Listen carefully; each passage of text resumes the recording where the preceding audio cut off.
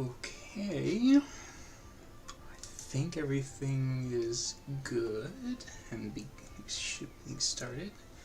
Can you guys hear me okay? Am I coming through? And let me know if the music is too loud. If you can hear the music, that's another thing too. You should be able to.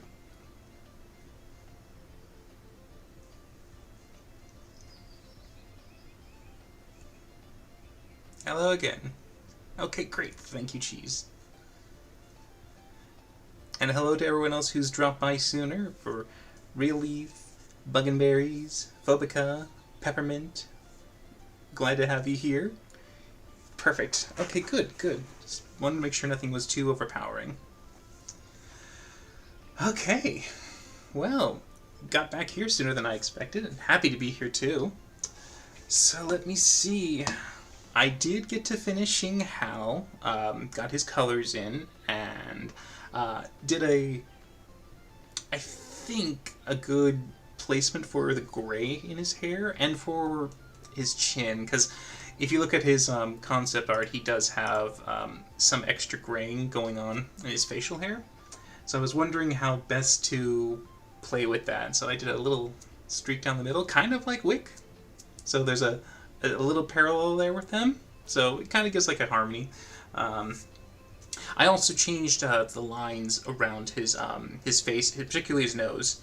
I added a little extra width with the lines, so that we could get basically a slightly more like defined width. And also gave him a bit more of a defined cheekbone for him too.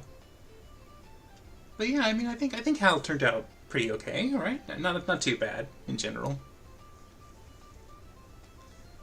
And hello, Milagros, welcome back. And hey, Kevin, thank you so much. I'm glad you like the animations. What does the crown and one mean? I am not the first commenter. I don't know. I actually never really figured out what that does. I think maybe it's like the YouTube ranks you as like being for a certain period of time, and it like goes, hey, this person's, you know, very supportive, maybe? Something like that. I'm not sure. I really don't know.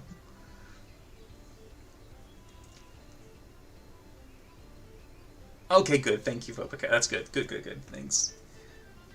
And thank you, Tina. Thank you. I'm glad that you think Hal looks great. And hello, Kayla.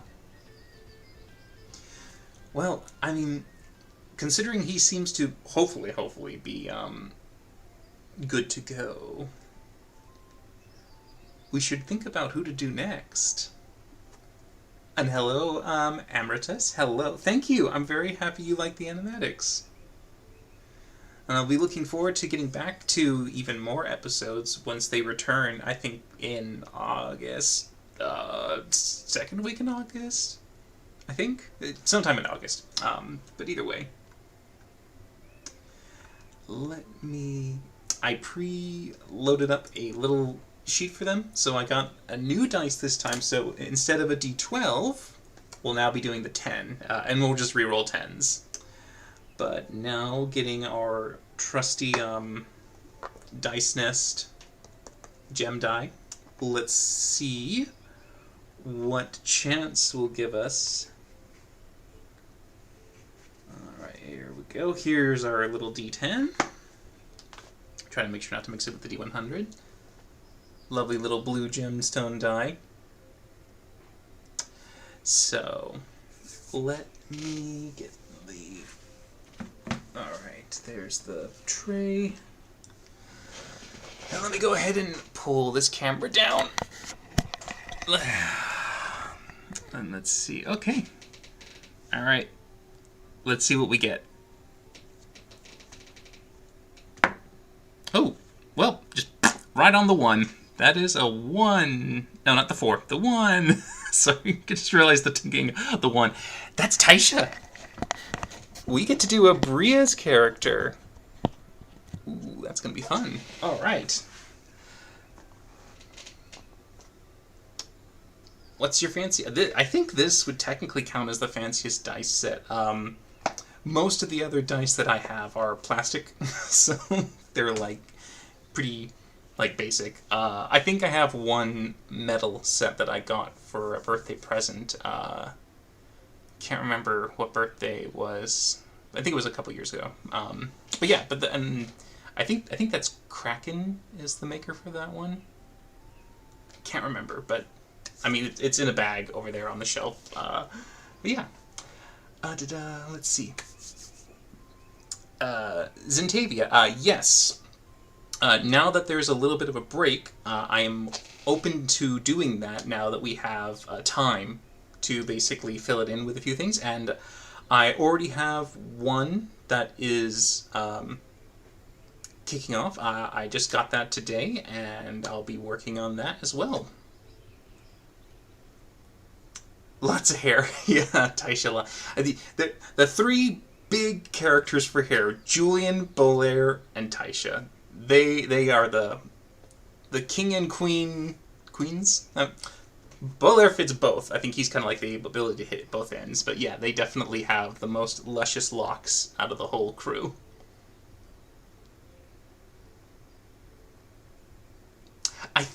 Amethyst is really pretty, and I actually even think that the Dice Nest does Amethyst.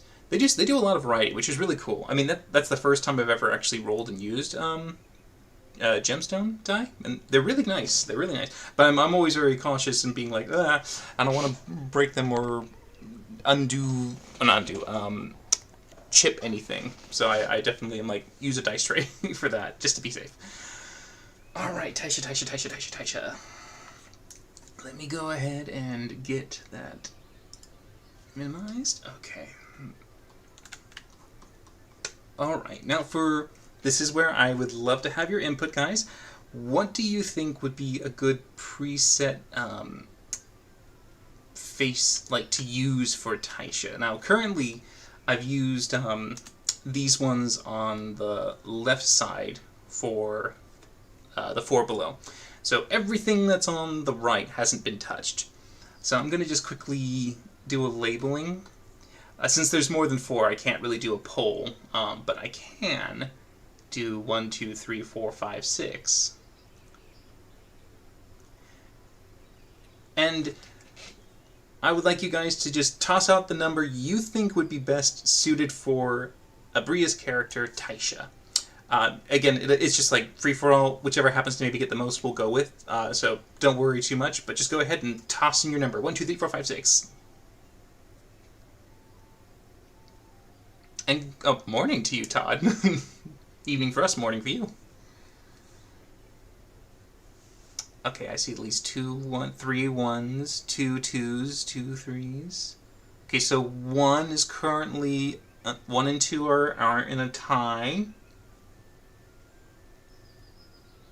4 coming up in the rear.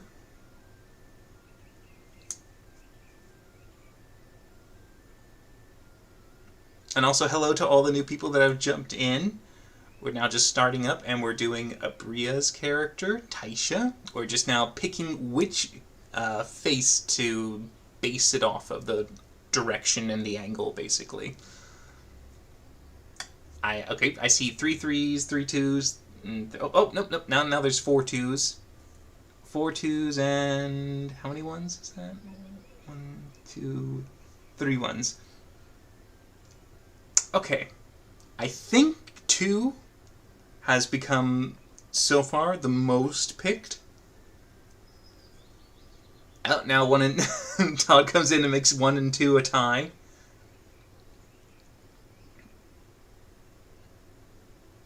I'll probably mirror it. Yeah, I want to make sure to get Taisha's braiding on that side, so we can see that essentially. We can get the volume to kind of frame the rest of the face.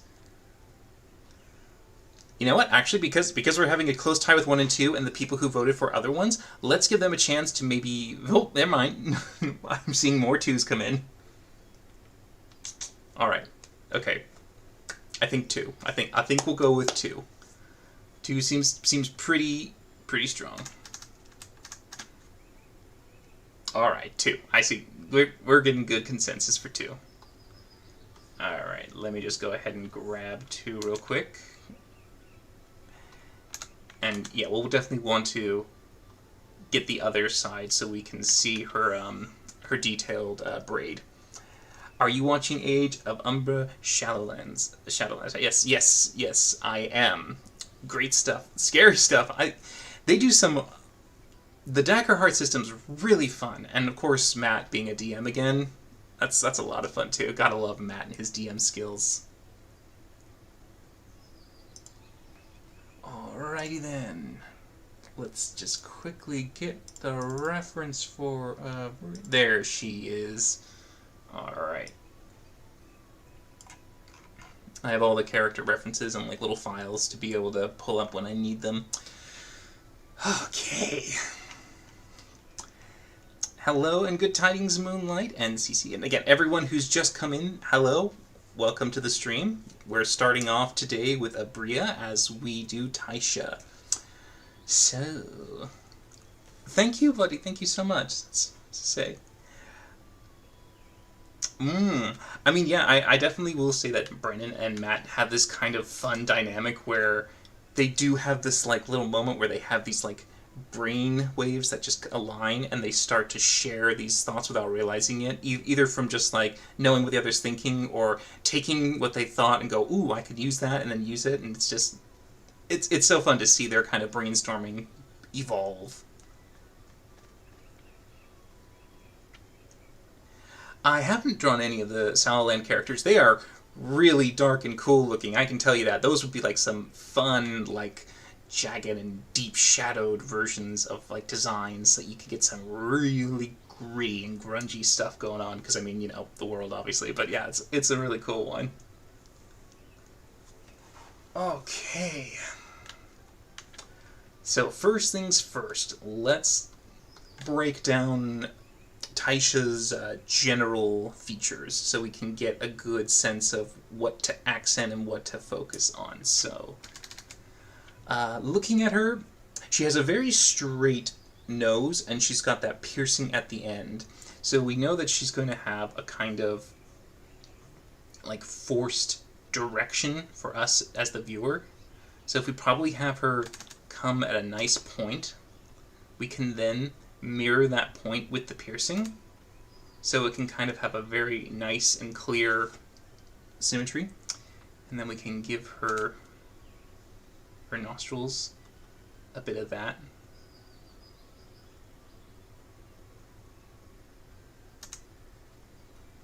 So we can keep her... Sorry, just checking something real quick on my phone because I'm getting burp alerts. Okay, there we go. I see. Alright. Okay. Alright, now she does have that very strong eyebrowing with a bit of a scarring on her, what looks like, at least in this one, I assume is her left side. So we definitely have a good set of rectangled eyebrows that then come at a point.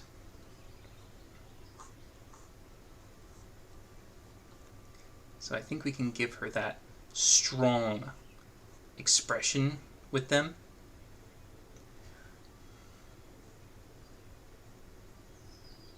Does she have a come? It does come down, alright, so it's like...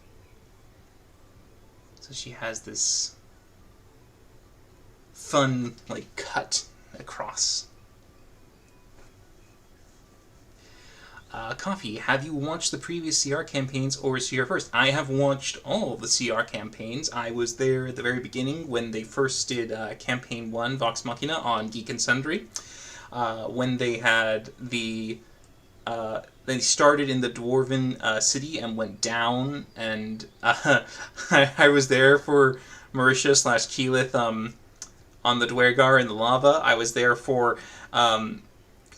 Vax's legs getting melted by lava and having them regenerate as little baby legs for a bit. I mean, I remember that in the fight they had in the throne before they went across the bones that were like telekinesis on a slab all the way to that weird island where they had the mind flare and everything and the elder brain that was going on. I mean, I remember all that stuff that they had, and then beyond. But yeah, they hooked right then. And I mean, I'd love to maybe tackle them, I guess, in like the normal style of painting and creation, because obviously when you do animation style, you kind of simplify it a little bit. So, and they've already done, obviously, Vox Machina, the animated series, is right there. So, it's already that's for us to enjoy. Same with Mighty Nine. Brilliant, brilliant designs. I love those characters. They're so well made. They're very Dark Souls. Oh yeah, absolutely. Super that. And Elden Ring, 100% for Shadowlands. I draw her hair. Yeah, her hair's going to be a tricky one.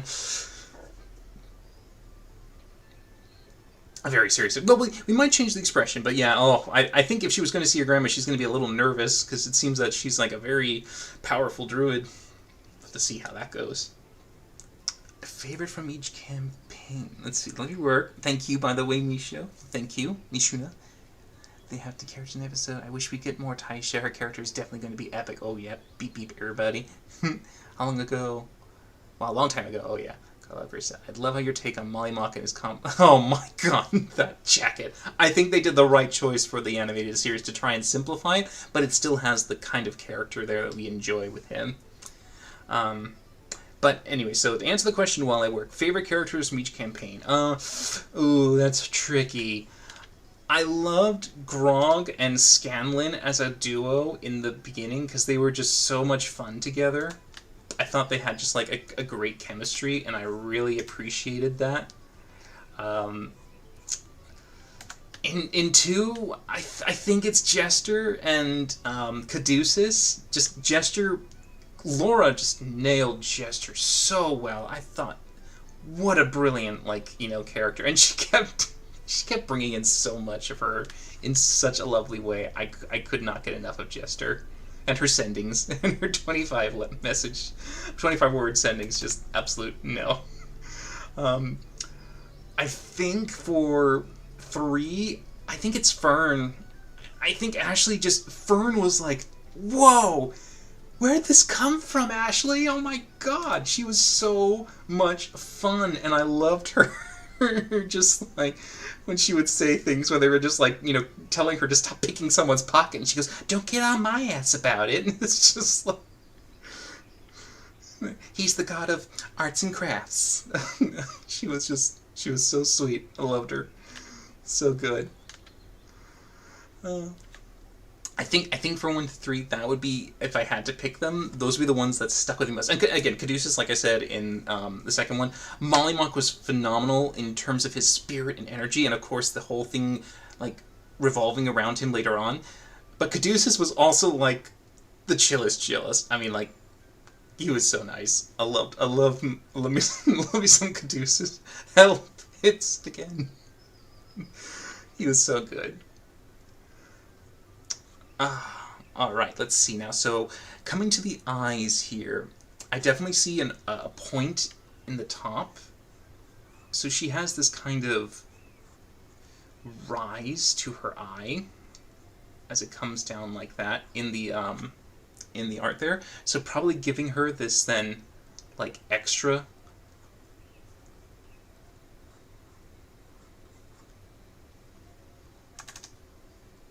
think can add a bit more character to her, because she has those eyelashes that point up at the end, but she has this almost peaked center in the concept art, and I think that'd be a fun way to get her eyes to kind of have this kind of rise compared to the rest. Most of the other ones have a flat top to them. He has a little one actually for Hal, and I think for her she gets a little bit more of an exaggerated one that kind of gives her that ferocity, a default level of ferocity from her. And let's see, and she's also got her tusks, which would be right in the corners. And so now we got to think of a good lip placement for her. So she's got some nice lip coloring as well. So we want to try to keep that in there. So if we matched the angle from the piercing in the nose, we can get a nice symmetry carrying it down. And then if we kind of do that, I guess, with if we M it here, like so, and we actually probably bring that tusk in, can probably get a nice parallel. And then her lips.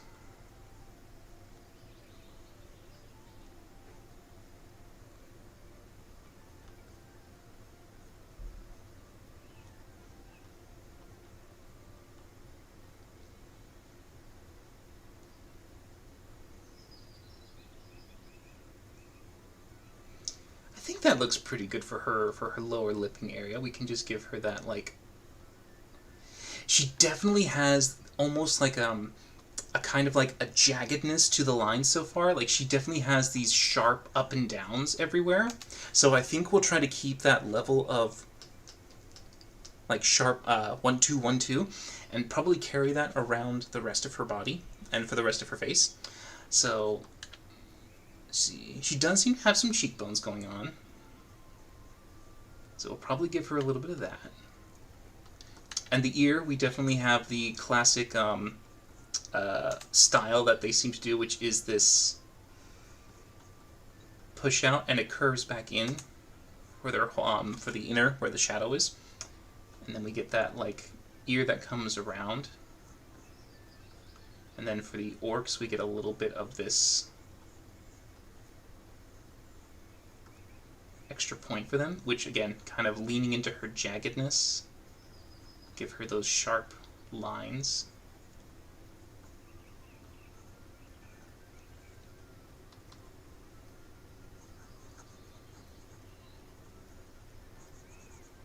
All right.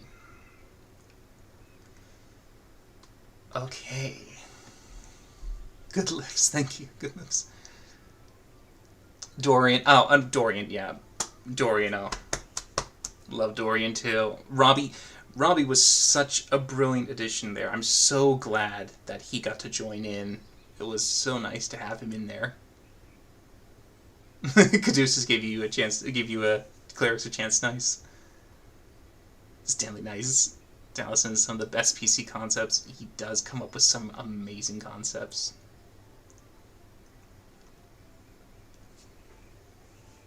Oh, nice. Okay, cool, Mila. Nice, yeah. Started C1 and 2, and then got to 3, but didn't follow. It's all good. Caduceus is a good pull. Oh, I know. I felt... Me too. Me too, Moonlight, when Molly died. Oh, yeah. Oh, yeah. So much. Okay, let's see. We've got her hairline. She's actually got a very high hairline when it comes to her character.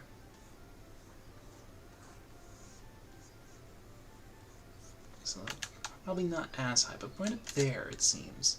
And again, if we like that jaggedness, we do know that she cuts in here before the braid comes out. So if we have that, like, sharp intake for her line, we can then... Ooh, I think for the braiding, we can probably also do a similar thing. We can play with the jagged effect.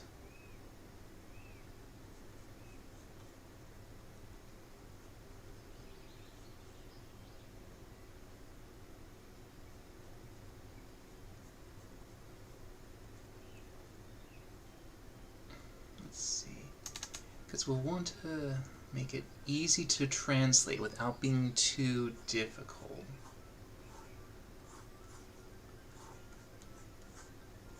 So if we do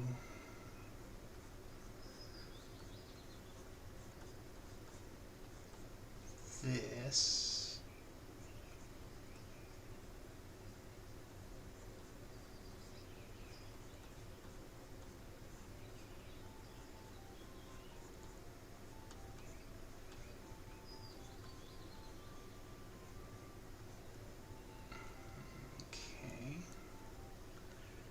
actually we'll cut it off at there, I think, because it, it goes a little lower, sorry, so we'll definitely cut it off here for her circle.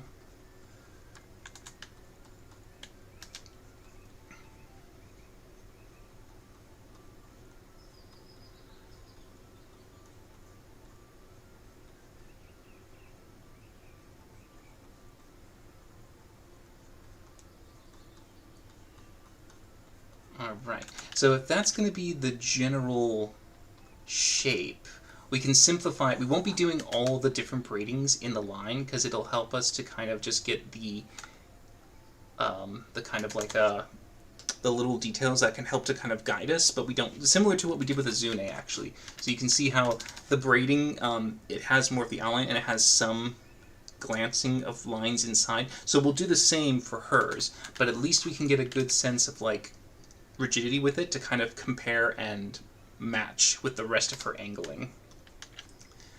Okay. Now, it does seem that that would block... I know she's got some pierces, but again, we can't go too crazy in the details. If it's got to be something repeatable, and if that's going to be covering her ear a lot of the times with the way that it's working, they might, in terms of like designs, they might opt out on the piercings in the ear, just because of like reducing it and making it a little simpler. But we'll come back to it just in case. We'll see. But for now, I do think we got to try and tackle her hair. The big, big hair. Alright, now her hair definitely has more of a kind of a compressed curl. So we can see there's a lot. And you actually, if you look at her oh, you can't see from that. Hold on, let me see if I can get this real quick. Alright. So you can actually see, funny enough, when the designer created her character, you can see there's the jagged coming in again. And even here, we have a little bit of the jaggedness with the waves. So we're getting some of these nice, sharp, like, dips and peaks going on. So I think we could try to give something like that in her hair. So first of all, let's get the volume. The volume of this hair is like up there, right? She's got a lot going on. And it's definitely coming in these directions. She does have a bit that comes out to the front that seems separate from the rest in the back, like that's the part that you know. And then the rest volumes out and around.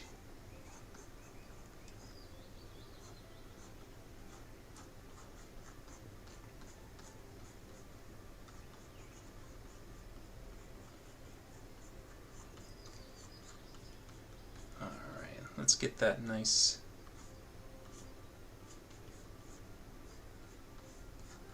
bust going on.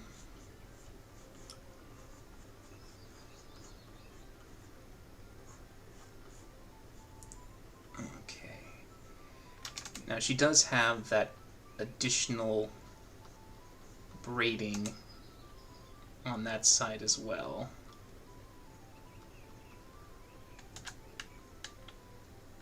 Okay.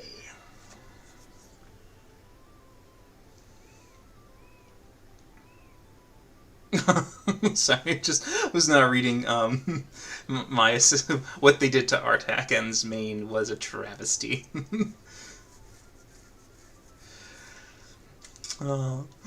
It is hard to get the hair right.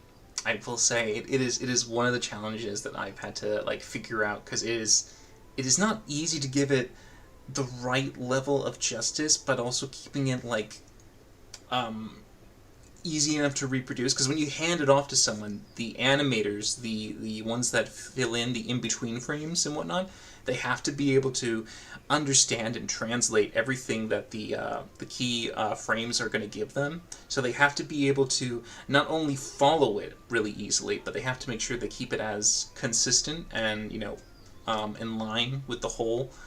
Because it is funny, if you actually analyze animation sometimes, you will see and tell that there are certain scenes, camera angles, that when they cut to different ones, you can kind of tell it's like, different artist was used for this one, because you can see there's a slight change in the way that the character is drawn. It's very, very minor at times, but you can start to see the little signature details of each artist, because you can't, they're not robots. They are 100% each an individual, and they're doing their best to replicate and copy, but, you know, we're human.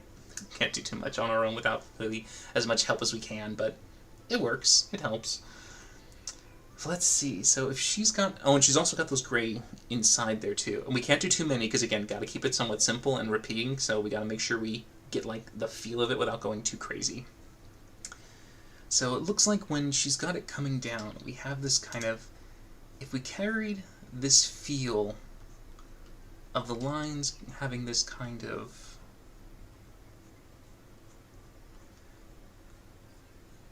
peaking and dipping, like if we wanted to carry that energy around,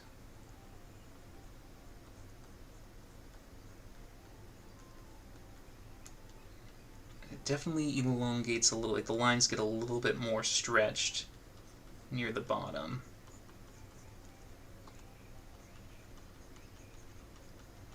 So, and then we also know that it kind of curves up here, so we want to try and give that look. Now we'll be able to use the gray, I think, to help us with that.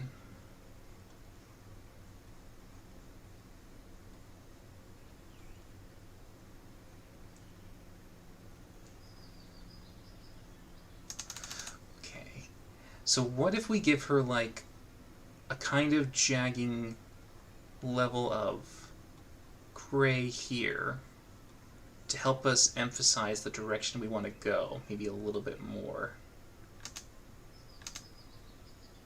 That one. I mean, also we remember her calling down the lightning and everything. She does have that, like, eventually coming down, so we've got some of that paralleling in there. But let's see. What would be a good way to kind of get the volume in there? Let's see, let's see.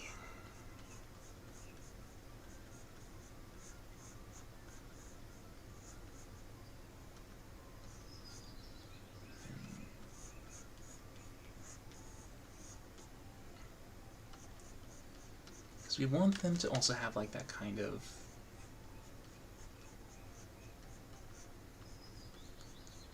slight separation.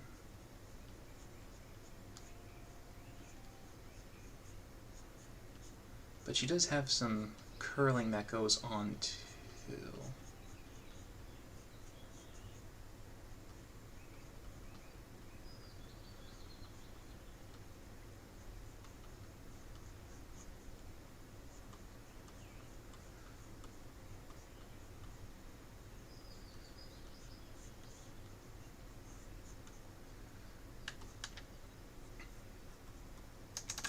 We want to give some nice volume from the first part as it leans up. And then we can start to bring it down. Like get a good sense of the peaking up here. And maybe start to then give it that like weight that pulls the lines down.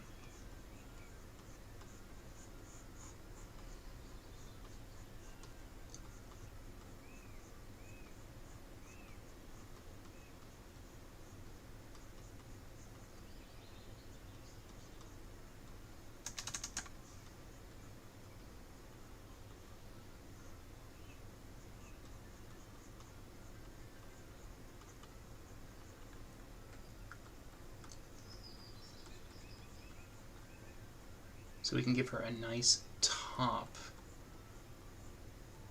that really can help accentuate the hair's volume of pop. And then we can start to give the weight of the drag from gravity pulling it down a bit so they get a little longer as we start to go towards the bottom.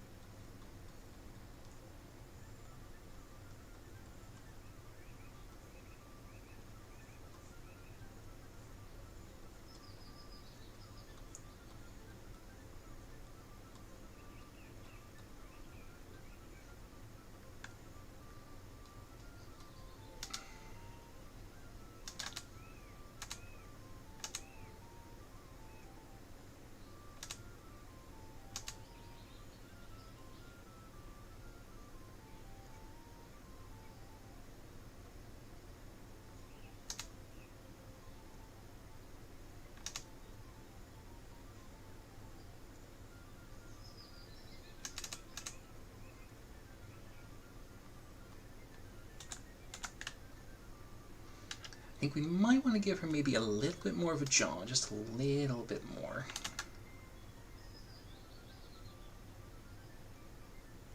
Pointing it down.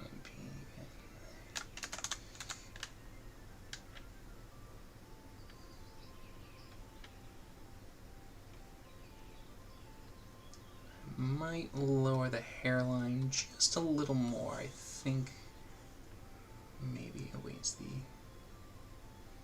Yeah. So then...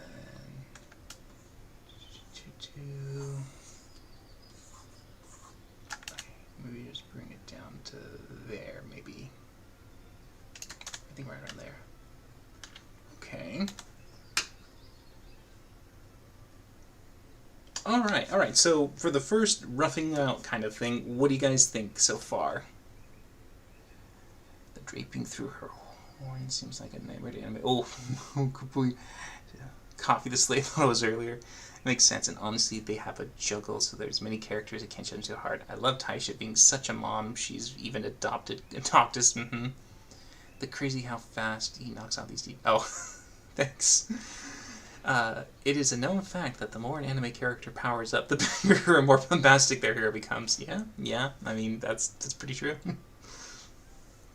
I love the hair, it's turning out great. Great, like to hear that.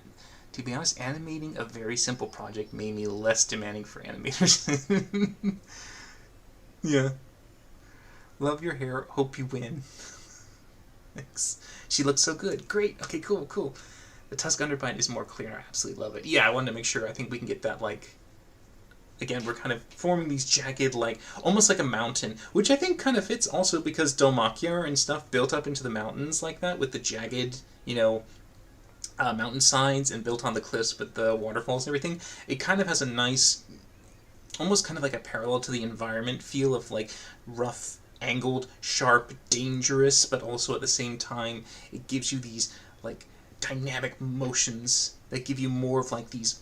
Ooh, it's like the hit you... Every time you hit, you pop. You get a nice little, like, bang to the energy. Alright, well, let me just quickly do some roughing here on the details so I know where the clothing is real quick. And then... I can actually try to clean this up.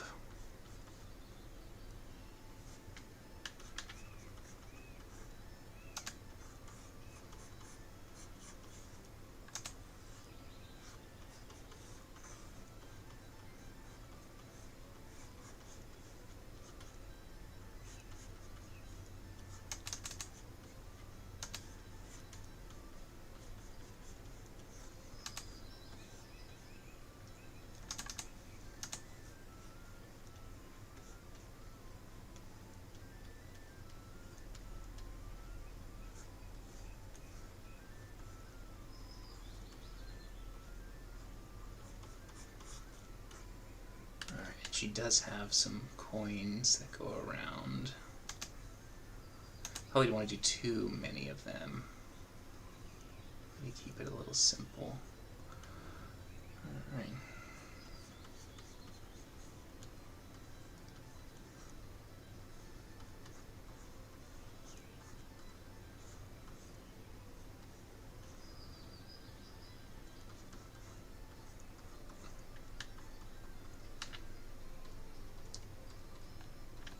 Alrighty then. Let's see if I can do some quick little edits here and there. Give her a slightly more...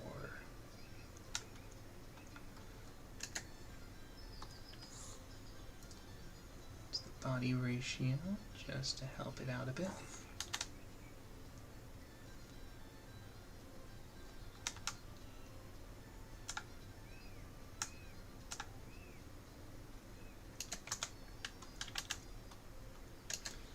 Okay, let's see how we can get her lined up.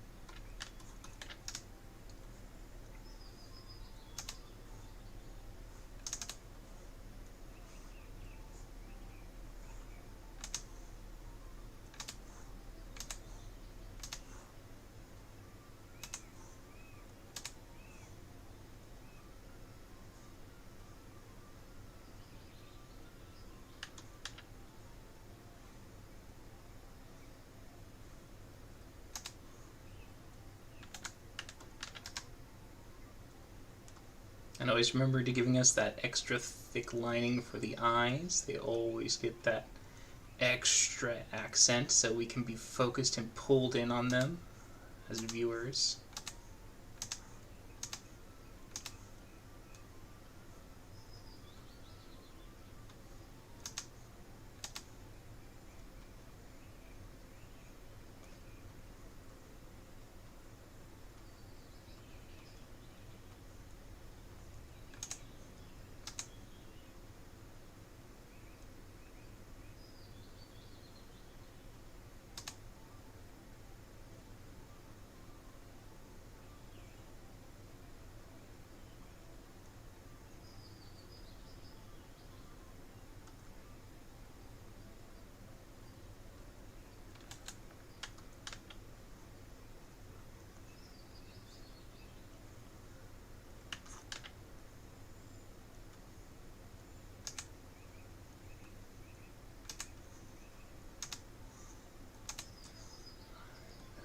Just quickly read the chat and answer anything if I can while I'm working. Let's see. By the way, I love that these are all on the same canvas so we occasionally see. Yeah, I gotta keep them all on the same canvas. What you doing? Yeah. Grandparents all each other. Grandkids eating popcorn. Optus dad feels less and less like a mastermind. At first I thought the twins were manipulating him. Still do, to some extent. I also think Ghost Grandpa's running the show. And Ghost Grandpa, yeah, there's a curiosity for what he's doing. Let's see.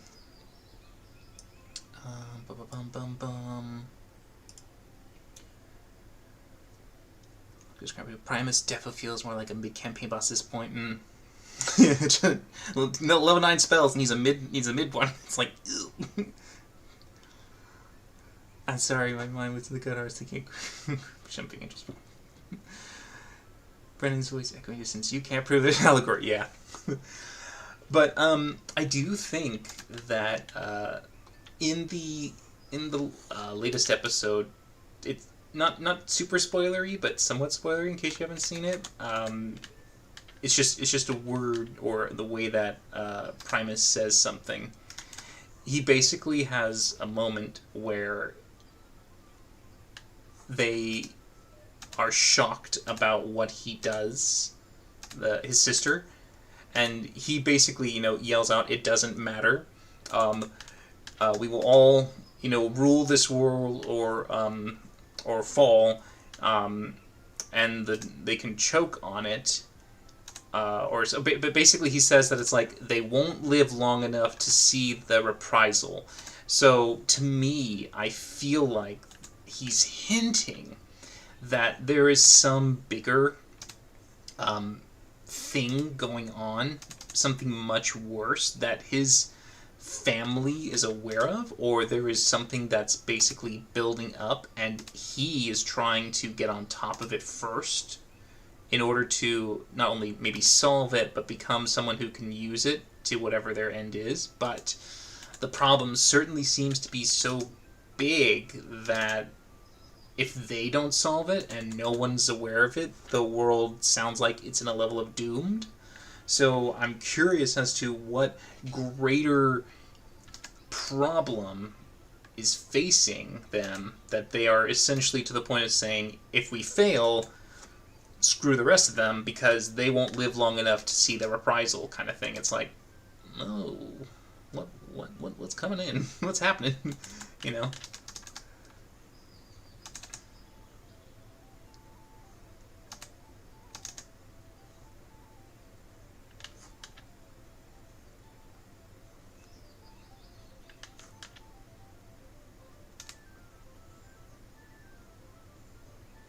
But we'll have to wait and see what happens.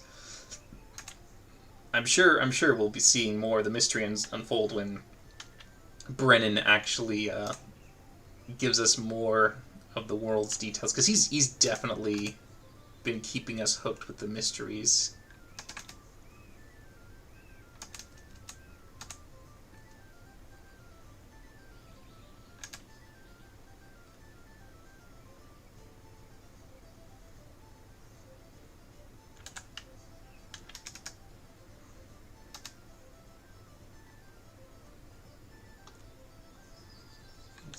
what's a good way to try and repeat the braiding without going too crazy. Now, it looks like we do still need that line.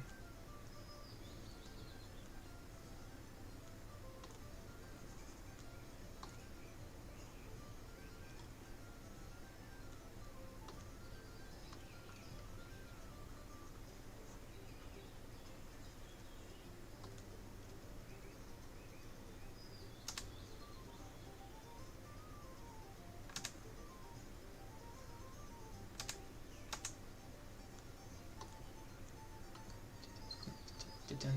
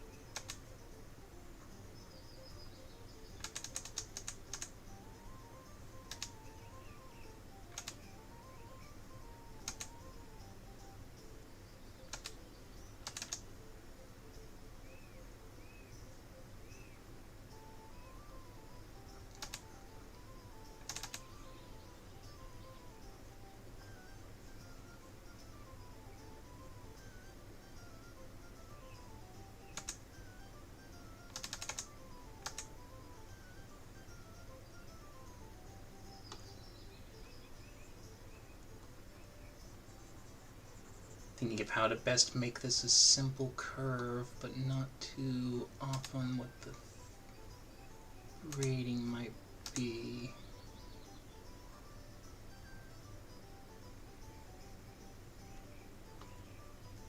This will then extend further back.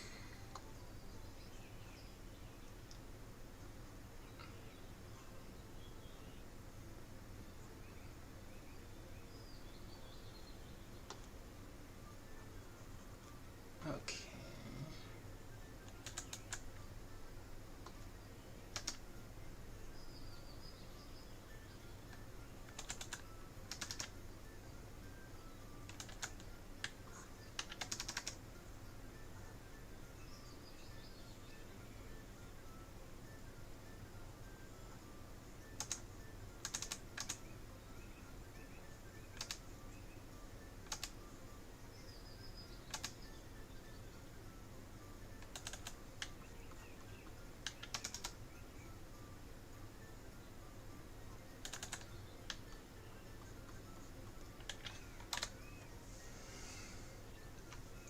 Just looking at thank you. Are we talking about 31?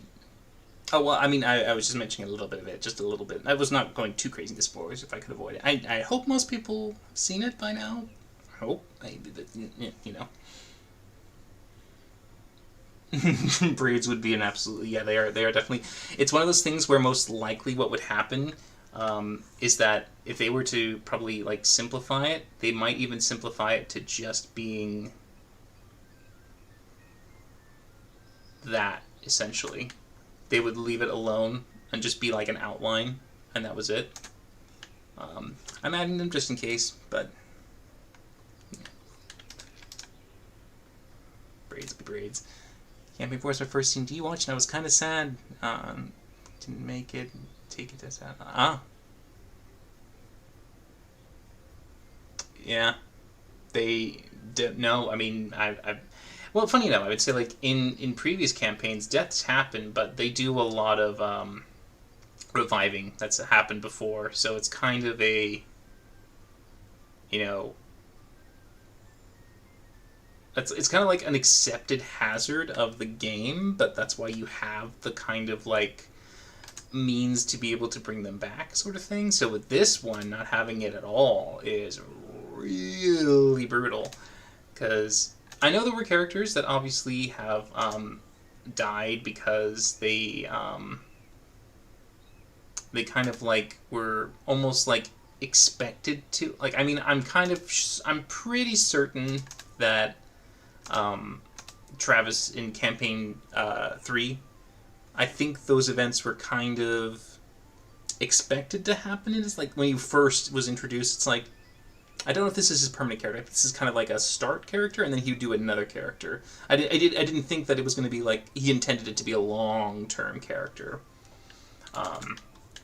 but hard to know. And then technically with Chetney, you're just like, he says that he was waiting to like have him just also. And I'm going like, damn, that's brutal. But also then very funny that Chetney kept on living, and he's still going.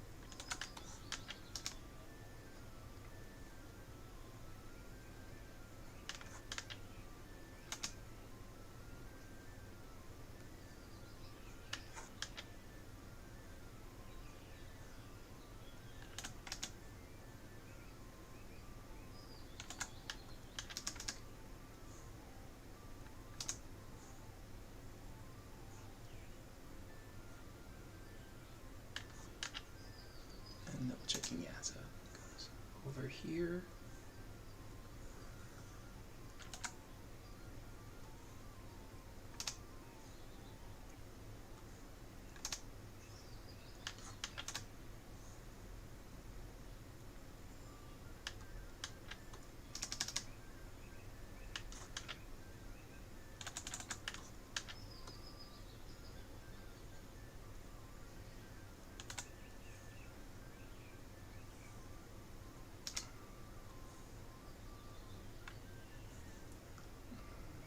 Okay, almost got her outfit in there.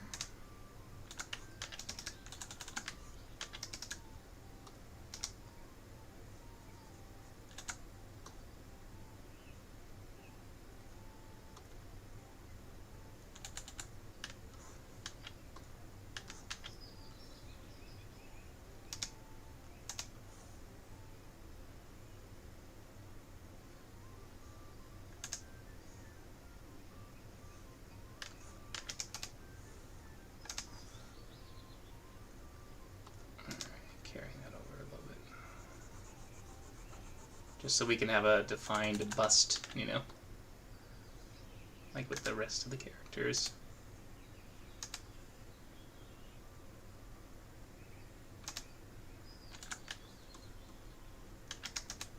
Actually, it might go higher up. I think it comes right below, actually. Because then collarbones there, collarbone there, then no, it would technically be underneath the wrapping. So yeah.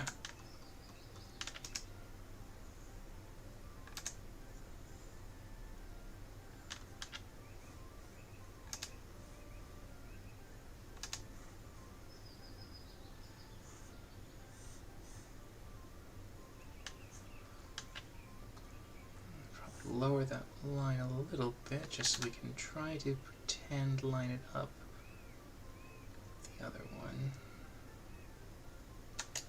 And then get that drapage. I'll just quickly do a different layer so I don't have to worry about erasing too badly. Okay.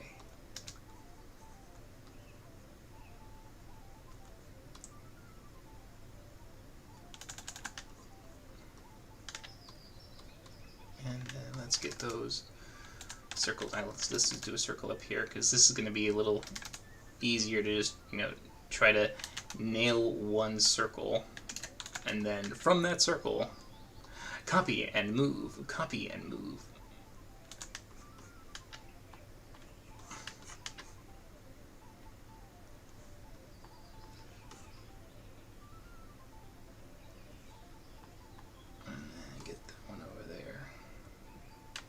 And we can probably just like give it a slight twist because it's being curved around.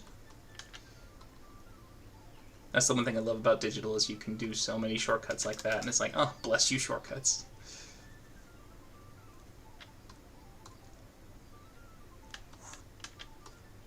Alright.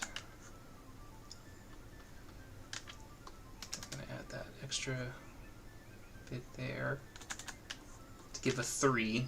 It's a nice sense of 3 lines that come around to give us volume.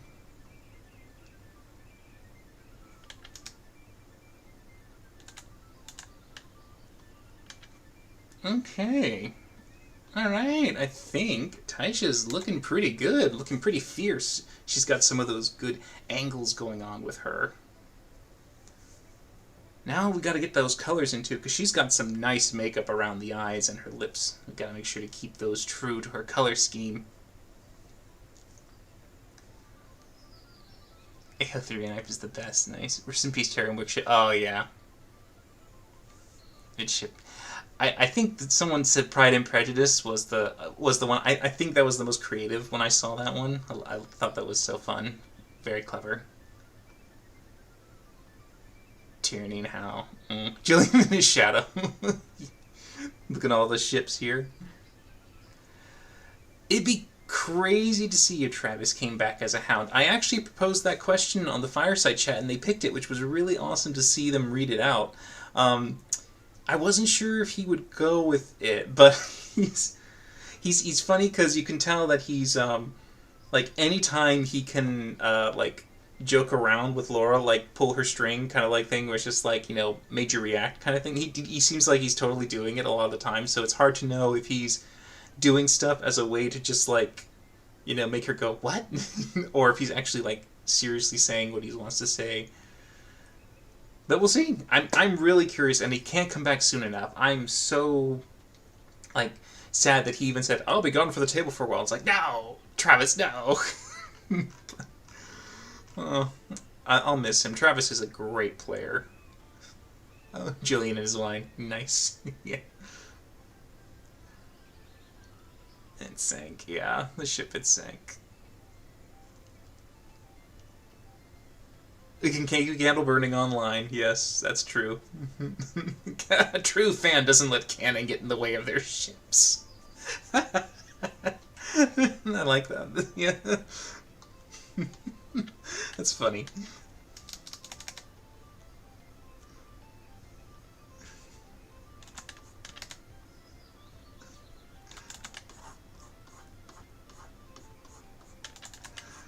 Okay, let me just go ahead and get her silhouette in, so we've got her locked. Alright. So, we definitely have, I think she's a bit more of an evergreen, like she's a richer green compared to Hal. So if Hal's like this very light kind of, almost lime kind of feel, she definitely has a kind of desaturated, darker one, I would think. Oh, she's still got a little more blue in her. I feel like she's probably...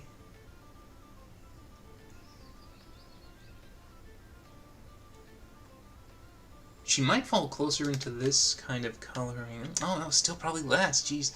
She's probably as desaturated like that, actually.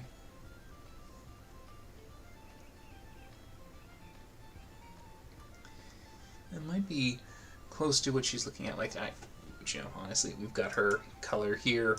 Why don't we just actually use it? Be smart.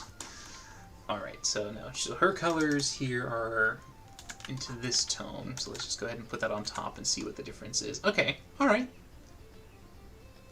Not too far off, we weren't too far off, but let's just go ahead and merge it down. Alright. So she definitely has a great color scheme of the complements of the red to the green, and you can see that not only throughout her clothing, but you can also see that there's a slight warm touch to the hair, because when you start to click it here, boom, I'm already in the red part of the wheel. I know you can't necessarily see it, but in the color scheme wheel, like in the upper corner, like up here, when I touch it, I instantly get shoved right to the reds. So her hair and her body and her clothing definitely have this kind of play of complementary color. So we want to keep that for sure. So we don't want to get too lost or desaturated when it comes to the rest of her. So we got to make sure the colors somewhat stay true to that. Because I think the artist who designed her character... I mean, the artist who designed the campaign for characters in general did a fantastic job. There is so much brilliant complementary color and placement of detail that it's like they really knew what they were doing. Either they happy accidented like mad, or they are just like on point when they were going at it. They nailed it. Let's see. If her hair underneath would be like a close shave, we could take the color and just reduce the opacity of it. That will give us a close approximation as to what it would look like. So let's see, how strong do we want this to be? We do want it to have at least some presence, so maybe if we stick with 50% for now and see how well that carries. And the eyebrows, of course, having the same... I think they're a little darker, so we'll definitely drop down and give us a bit more contrast with the eyebrows. Most characters do have what is like a darker like set of eyebrows. It's funny. It's a funny thing. It's kind of like a personal note, but I don't think many of you can tell or see, but for me, my eyebrows are extremely light in comparison to my hair, and that was not always the case. I used to have dark eyebrows, but ever since I had to wear glasses, I don't know what's happened, either from the reflection or the blocking or whatever. Whatever happened, these things have become pale in comparison, so I would be an exception to the rule of darker eyebrows, but... Okay, let's see. Alright, these lips are pretty dark. I don't think we'll go as dark as that when we get to her, but we'll definitely carry the color with us.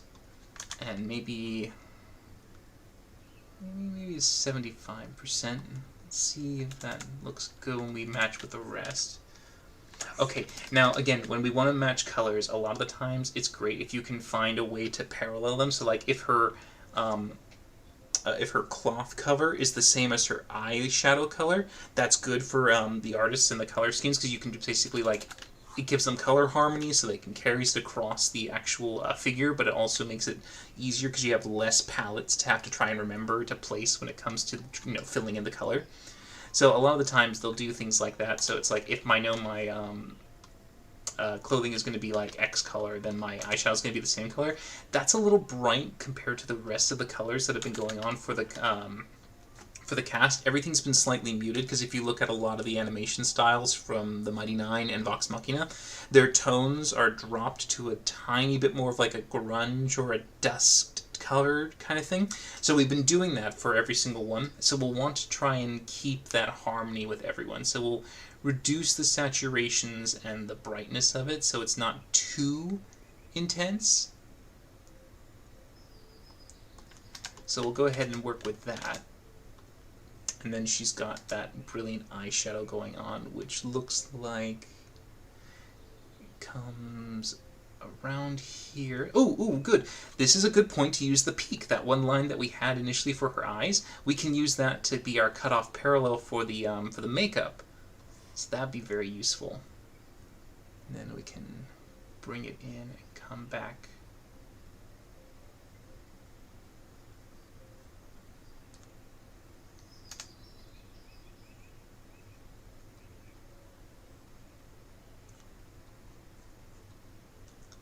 that's a fun way for the parallel to actually come together. And we can also now use the line here as a way to define and keep a connection for the rest of the makeup there. And then she's got it on the other side, which then comes right around here.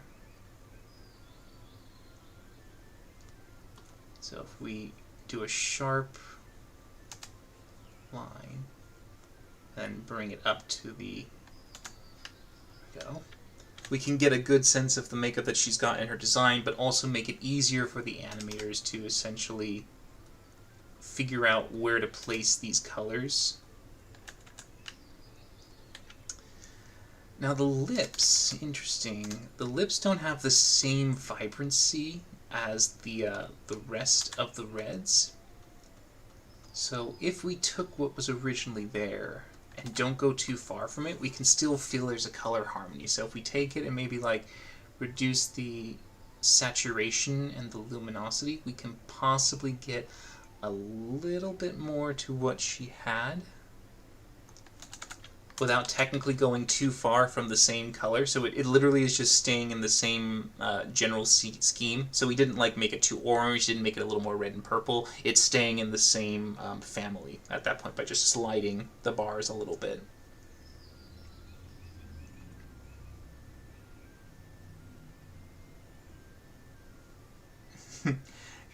I love the knowledge of color theory. I tried to matchy my BG3 characters and character creation. I just completely give up because I couldn't figure out how it worked. Oh yeah, when it comes to video game stuff, that always going to be like really hard to match because they're like set on a certain like pasting and thing going on there for everything. Oh god, favorite NPC.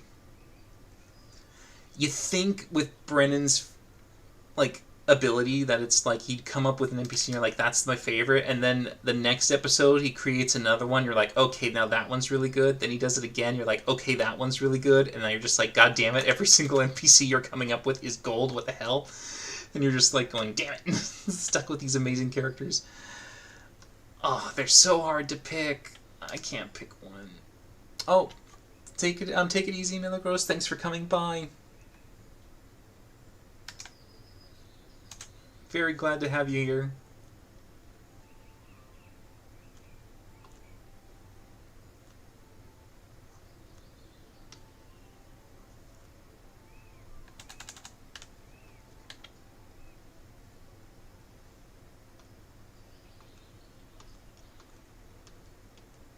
Alright, we gotta make sure the silvers... Oh, bright. Yeah, they're fairly up there in brightness.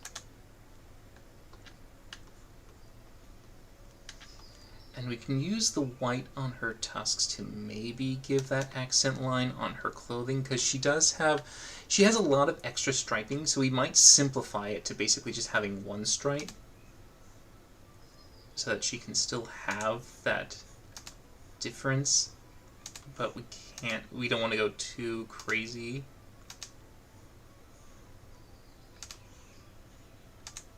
Because again, we have to take into account that we're being easy to copy and to translate. And if you can get the feel of something with less, then they absolutely will try to get away with that all the time. Alright, so she does have this nice, rich, dark kimono going on. So we want to make sure to keep that somewhat in there, but it might be a little too saturated. It's not too bad. Might try darkening the hair a little bit. Let's see what happens if we can bring it down a little.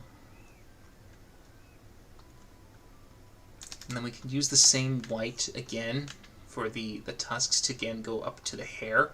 It's one of those where it's like, if you can get one color to go into another place, it helps to not only make the color palette a little easier, but it also gives them a level of harmony, as the colors are shared in many different aspects.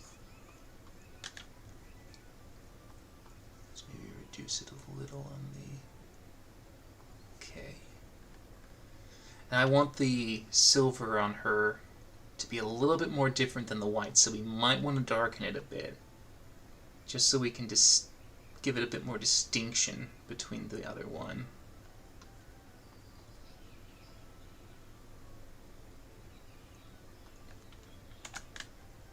Okay.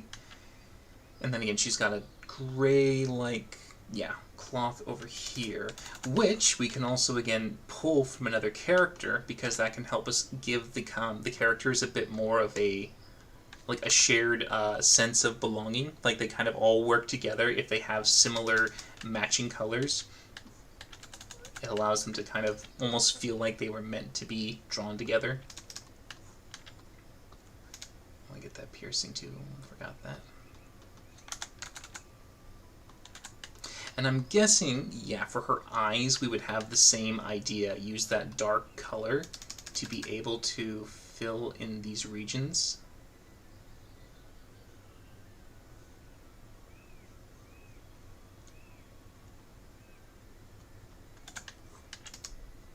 Because she has some strong eyes with her design. And they're like a, yeah, they're like a gold and yellow. That one's going to be interesting because that's a color that is very much against the rest of her scheme, which allows them to pop extremely well because they aren't green or red. They're not part of the complementary, but they're like a tiny little gold detail that when you see them, they, boom, draw you right to them.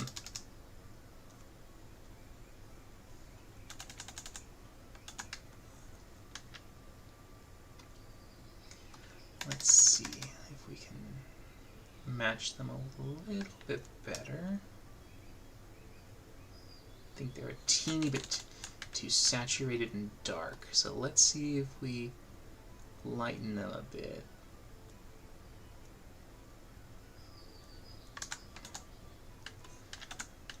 Alright, there we go. I think that's nice. That gives her a good sense of, you can see the eyes coming in from the dark recesses of the rest of her eyeball. And I think she does, yeah, she does have lines in the kimono.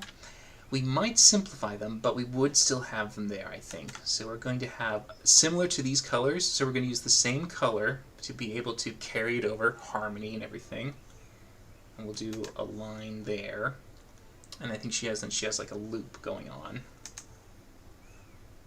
Oh, you know what? Because she's got the sharp and jagged to her, there's a level of this kind of good edge. We'll probably adapt the design, the pattern, to having a stronger V to it.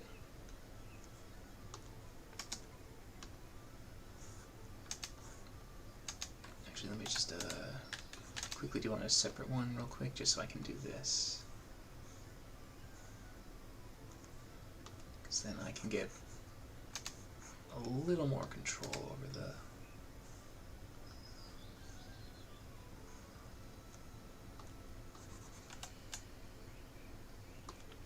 Yeah, we can smooth that out just a tidge. There we go.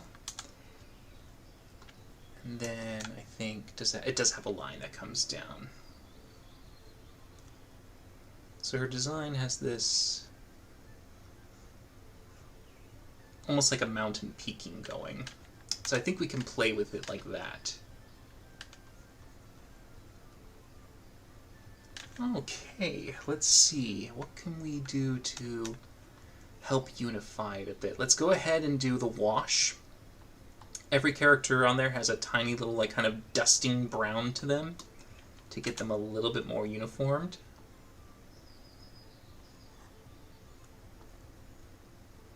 So we'll just add like a, see, a 15%.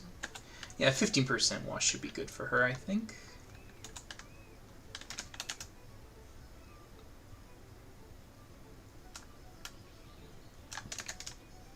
Let's just double check on the, okay, yeah, good. All right, now let's just toss in some shadows for her and whatnot. Oh, goodbye, Moonlight. Thanks for dropping by. They do have a distinct silhouette. They do. I agree very much. She's yeah. Oh yeah. There's far too much AI stuff going out there. Ugh, it can make you sick.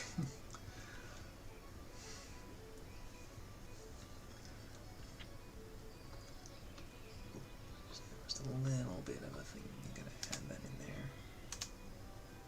Okay, there we go. All right. So, as with most animations, typically when the cell shading happens, you just get a little corner in the recess where the eye and the brow and the nose meet. That's usually where they put it. And then they have their regions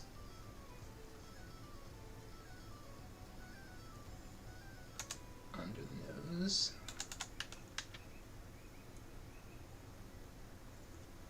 The region inside the ear.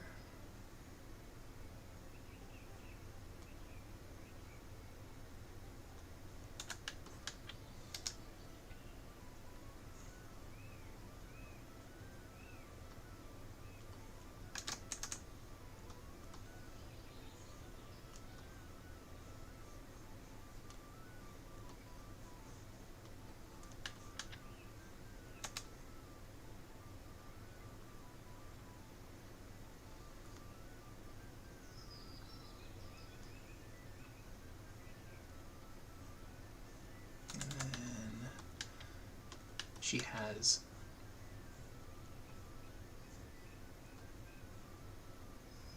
for the volume of her hair,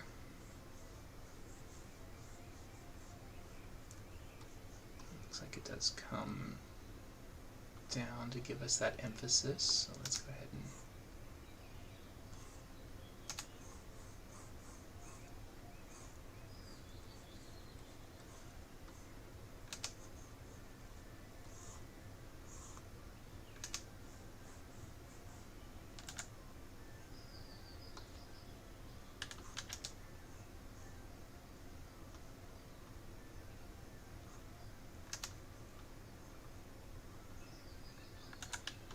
we can start to give a bit more play with volume by adding some shadows here and there to give us the notion that there is some extra depth.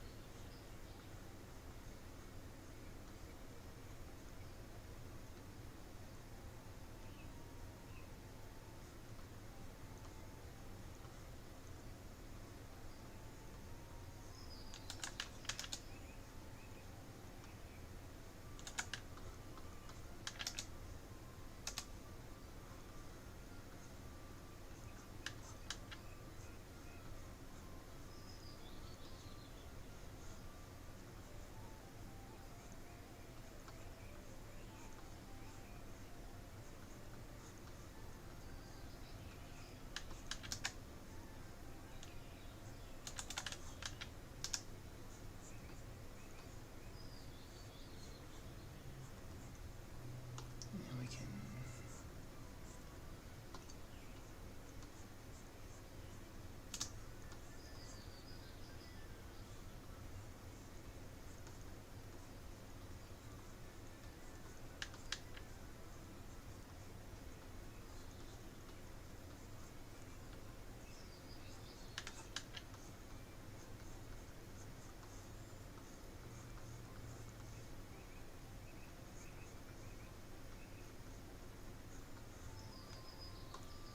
There we go. We can get a little bit more of this like implied volume by just setting some shadows inside the hair.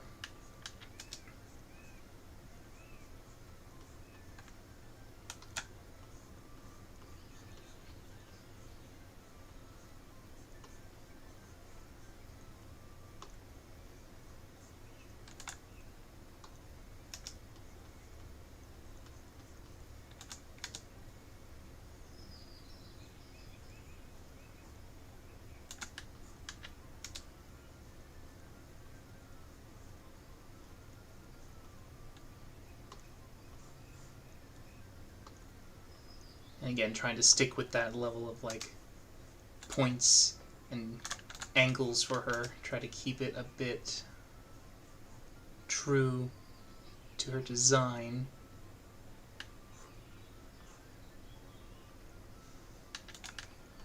Alright, add that little bit of light that comes on the eyes, that little highlight.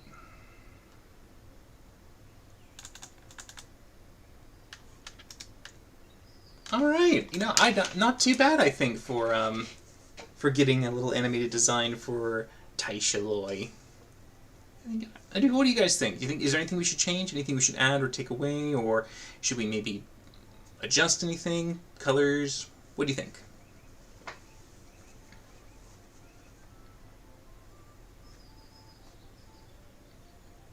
Too long going through withdrawals. Yeah. It's a gap and a half, isn't it?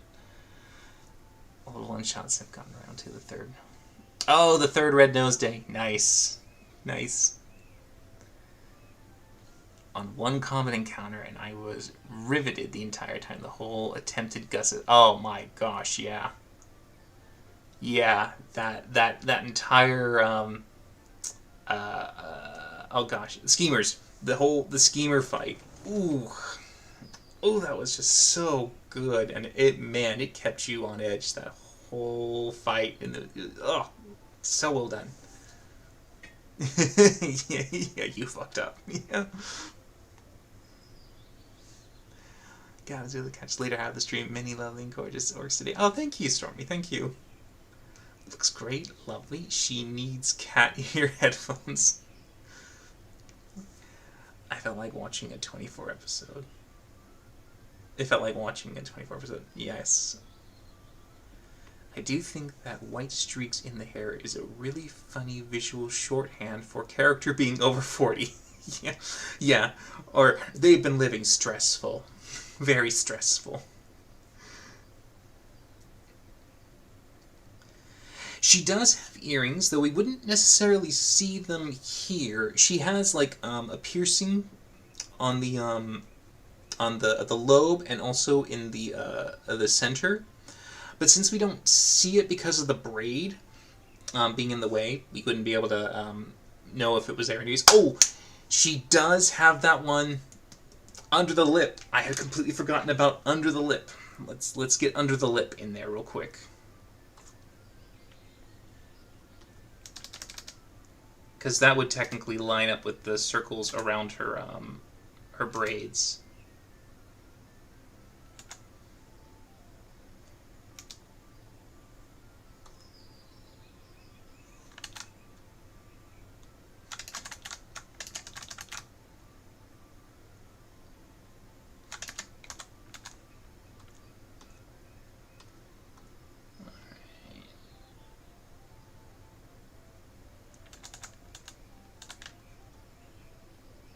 Yeah, completely forgot about the one under the lip. Bad me for that one. Ooh, she also has some... I wonder what it would look like if we added a little bit of shadow around it, too. Because in the reference, she does have this kind of, like, chin, almost like accent that comes from there. I'm just curious what it would look like if we added that.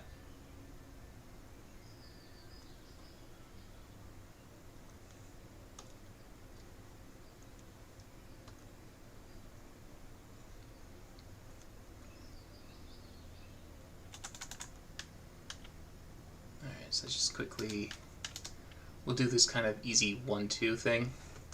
So let's do it back and forth. I don't think she needs the shadow there. You can probably leave it without the shadow line, is my guess. But any thoughts? I'm always open to hear what you guys think.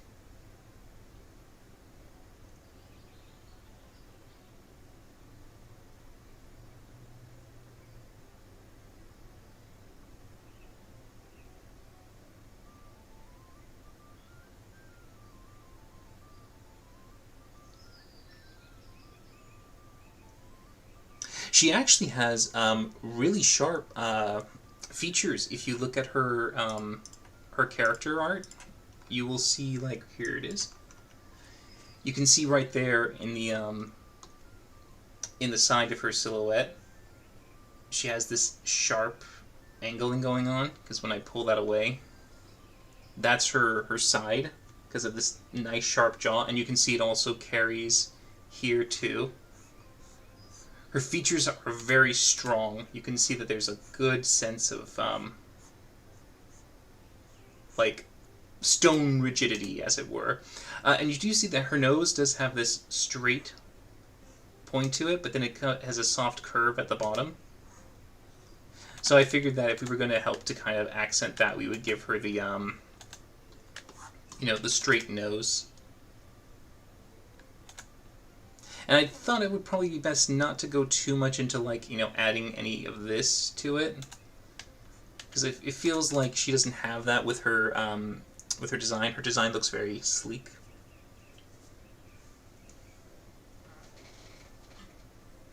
Yeah, without the shadow. Alright. I think freckles are going to be skipped as too much of a hassle. Oh no, they will do freckles. They will. Like, I mean, you'll just see like maybe 3 or 2 dots. Like, they'll just simplify them just to a very easy, readable, like, freckle, you know, kind of thing.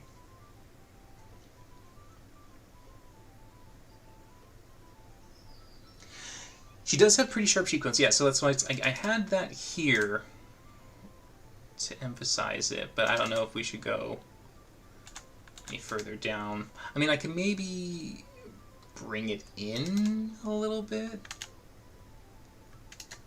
but hard to say.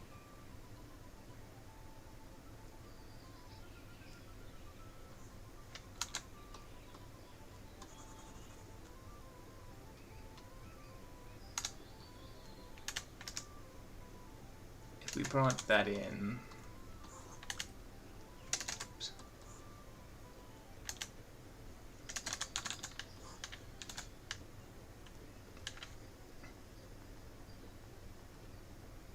So just like a comparison,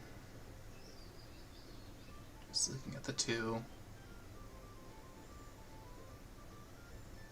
I mean, it could. I think it could work if we bring it. What do you guys think? Do you think bringing the cheekbone in a little bit is good?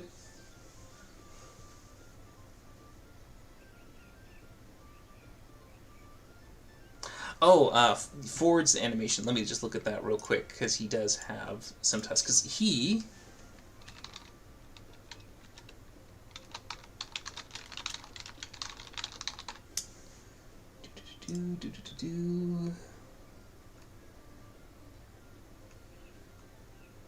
Yeah, in Ford's one, they gave him sometimes the little, like, they gave him lines underneath it.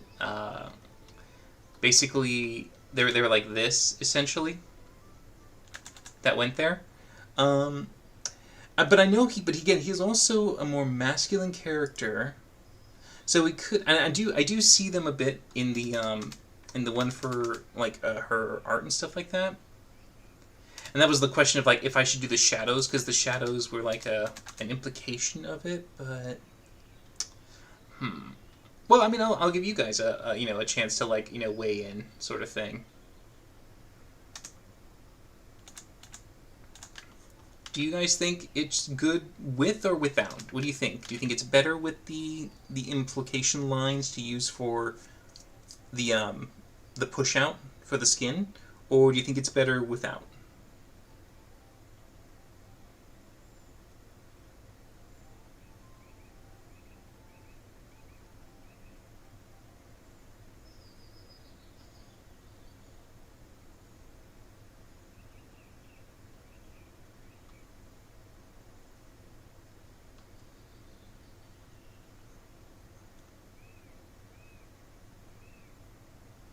Smaller like that?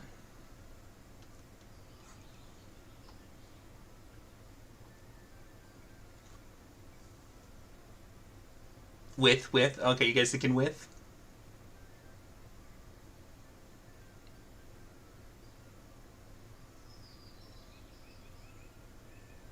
Okay. Let me see. How I didn't do it, because the goatee kind of got there in the direction, I think, when I was initially doing it. But if he was to have it, it would be like a... Could be like a line that comes around like that, essentially.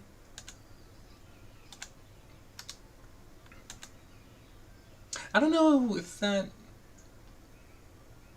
fits him or if it distracts from him.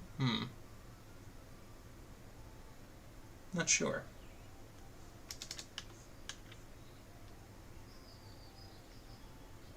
What do you guys think?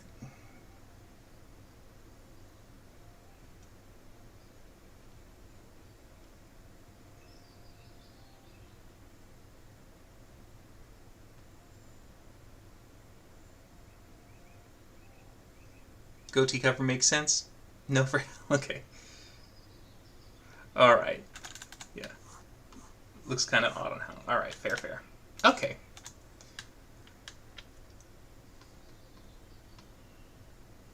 And I just realized we forgot to give the shadow under the eye real quick for Bria's. Alright.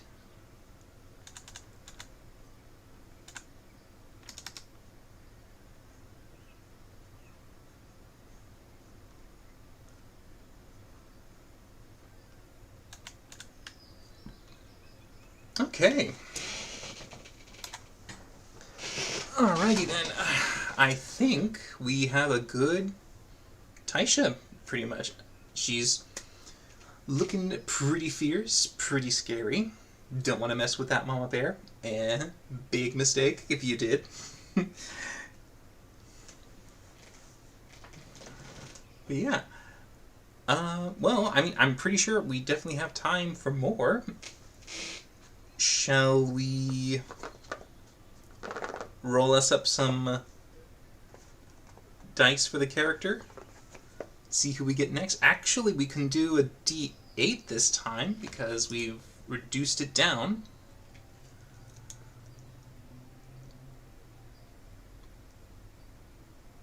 Oh, nice. Very easy to imagine with Abria's voice. Yes. Yeah. Do we have a problem?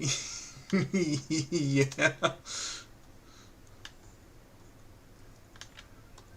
Oh man. That was just like, you'd be terrified at that point.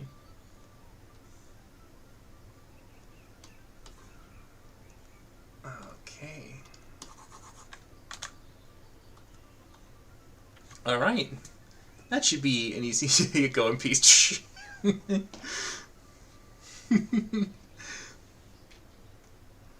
Oh, I like that other one when she yeah, when she was mocking the demons, where she's like, Aranessa, let's bully her. Was that a spell? No, she was good. Alrighty then. Now we get to roll the D8. I love this little die. It's so pretty. Oh, that's the 8 is they have a dragon head. So yeah. Let's see what this little beauty will pick. Would there be a shadow at the bust? I mean, maybe.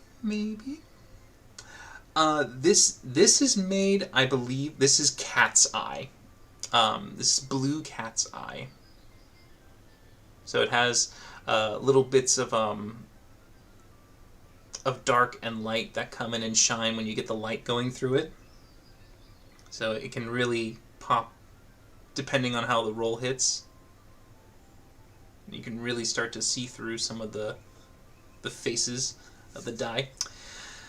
But ooh, nice. Yeah, the amethysts, they're pretty die, aren't they? They're really pretty. They have some nice looking ones.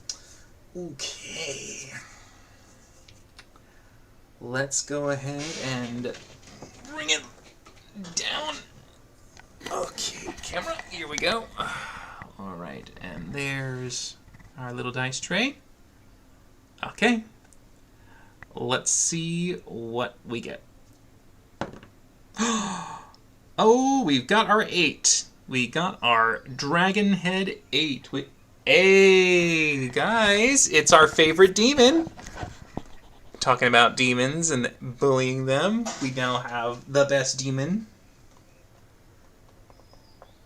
The cutest, the most adorably evil and Dr. Finger tyranny. We got us a tyranny.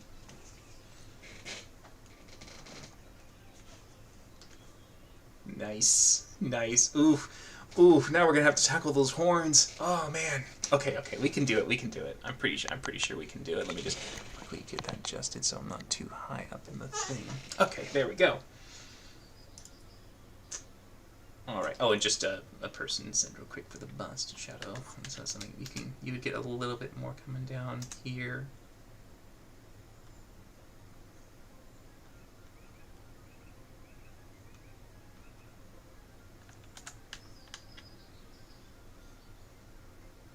I think there's a little bit of shadow there, maybe.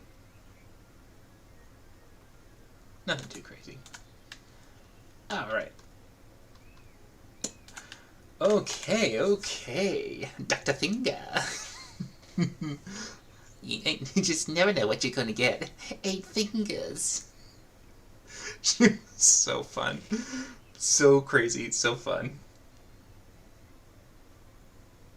Yeah, eaten by the squid. A squid's eaten Dr. Finger. I like the fact that it just killed Brennan. He broke at that point. He was absolutely just like, couldn't hold it in. It was so fun. Alright, we used this head here for Taisha.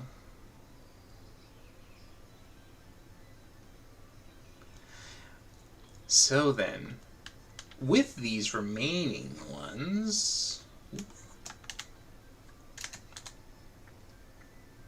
let's go ahead and mark them down.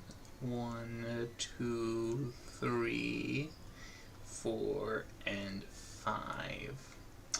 Which one do you think works best for Tyranny? 1, 2, 3, or 5. Go ahead and throw up a number for me on the chat.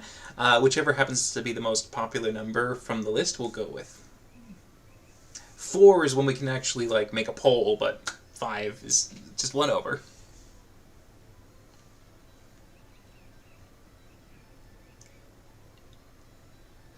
Ooh, might have to save the dagger for like an actual pose. Right now I'm just trying to get all the busts done just so we can like get all the, because there's like 13 characters, so it's gotta get them all, and with only so much time to be able to try and nail them out. But yeah, Harley Quinn. Yep. Yeah. Oh, Mr. J. Oh, okay. Oh, I'm seeing a lot of 3s. I'm seeing at least 1, 2, 3, 4, 5, 6, 6 3s. 1, 2, 3, 4, 5 5s. So 1, 2, 3, 4. 3 or 5 doesn't help. You just like bringing the 5s up. Oh, shoot. Okay, so 1, 2, 3, 4, 5, 6 3s. 1, 2, 3, 4, 5, 6, 7, 8 5s. Ooh, 5 is now in a strong lead, I'll say.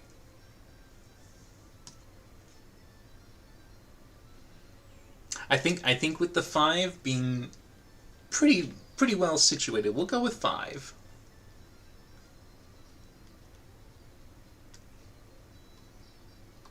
All right, number 5.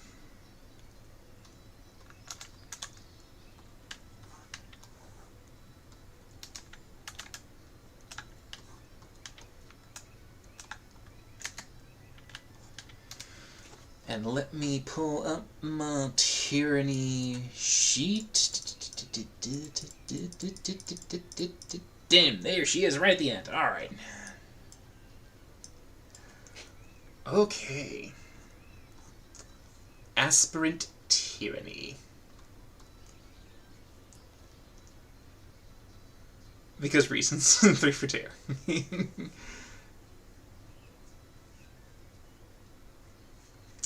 It's true, yeah, no idea, but I'm very happy to see where we went with Tyranny. She's got a lot of... Whitney's created a lot of fun moments with her, and the fact that she got surprised by the chaos that is Sam. Oh, Sam was being so clever and mean with that funny stuff.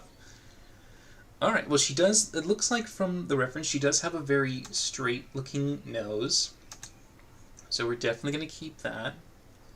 She's got slightly high up for. She does have a softening at the bottom, so I think she'll have that. Because I know some people have drawn her with a, I think it was like a goat-like nostril, and I like the kind of fun that comes with it. But you know what, actually? She's kind of got a cuteness to her that's kind of adorable, and there's an accent around her nose that kind of makes it flush. I think she might actually benefit from a floating nose. I think her character could do well with just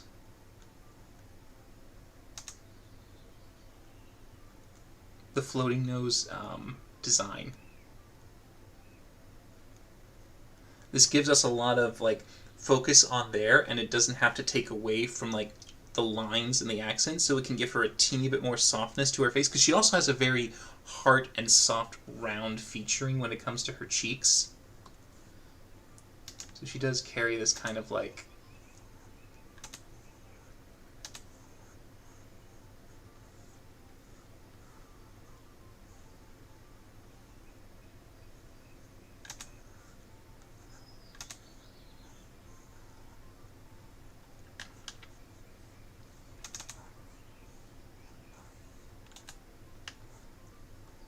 so I think we can probably give that work. Oh, someone's having... Oh, good night, Phobica. Thanks for coming by.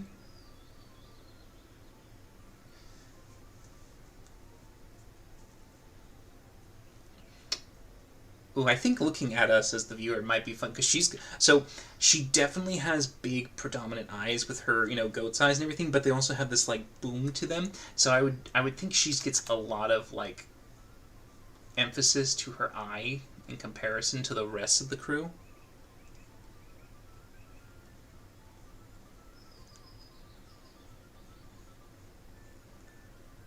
So she definitely has an upward point to her eyelash, which kind of gives that mirth to it.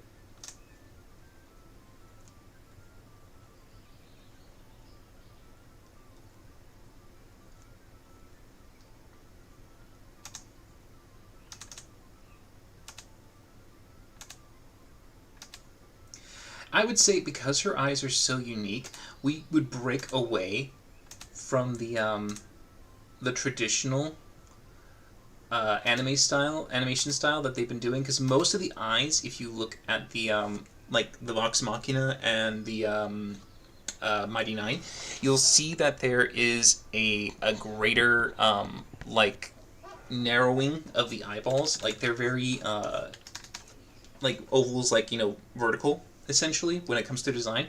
So for her, since she's got a more like goat one, it's taking that oval and turning it on its side.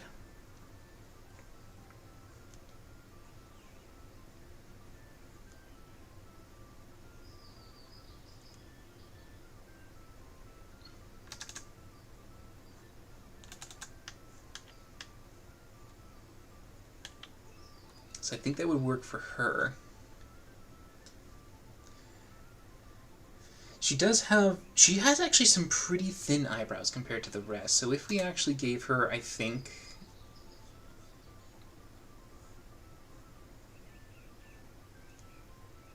a bit more of like a elongated peak, it can kind of give her this almost default inquisitive smirking at all times. So we kind of give that like little, like, it's like the kind of permanent eyebrow raise coming up essentially.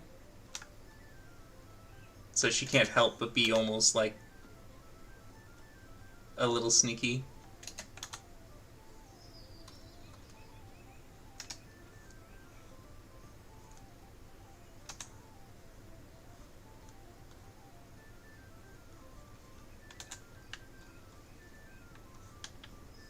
And she definitely has some of those good lips.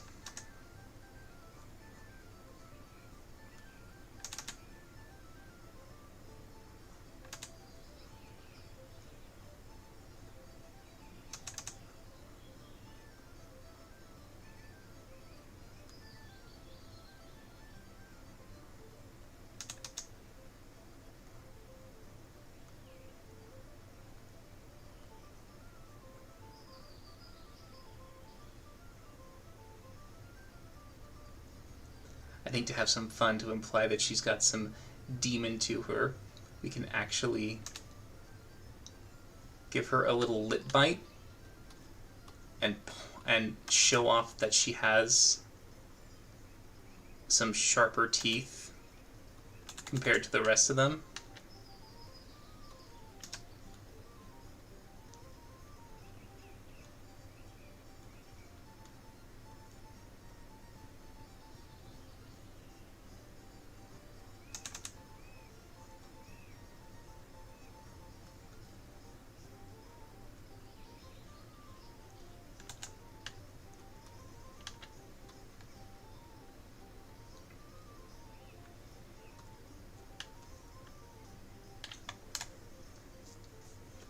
I absolutely love how Whitney is trying to be the more chaotic in one, but she keeps getting pulled back because of Sam. Yeah.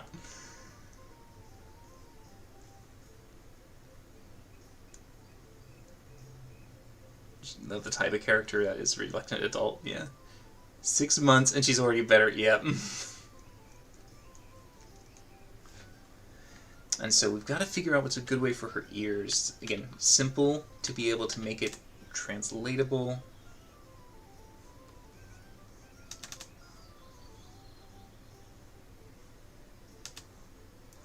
So if we make them like diamonds to begin with, we can then bring it in like that. And I think that should be easy for anyone, if they needed to animate her, to follow that kind of guide.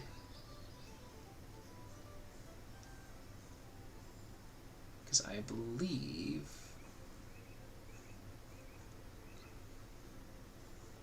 yeah, the goats kind of have this...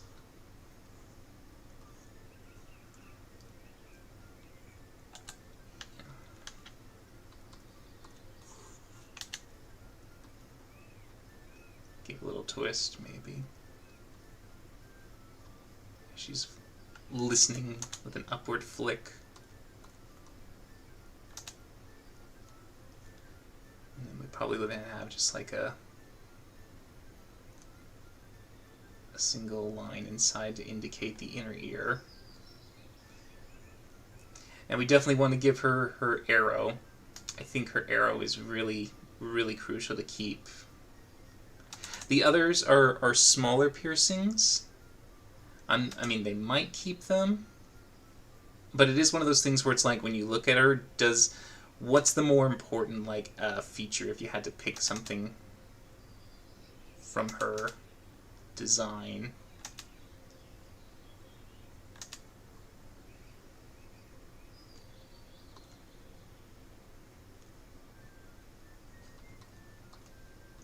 It's like, how important are the little piercings in comparison to the big one?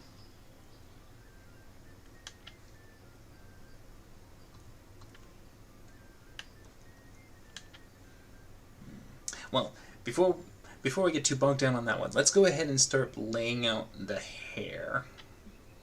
So she would have bangs. They seem to go all the way down to here at least. So, and they push out. Now we'll want to try to simplify them. So let's see. 3s are a good shape to go with. So if we had like maybe one in the middle that was bigger than the others, and then the other 2 shape around that. Because then she also has her her like a, I'm not sure the exact term, but it's that cloth that goes across the top. So that's going to obviously cut in a little bit. And the horns push out from there as well. So there's a little... Alright. So the horns come out from here. And simply stating, they come out in one direction and then they go in the opposite. And then one more time, essentially. This is the... I'm just trying to figure out the most simple way to break down the shape. And comes in.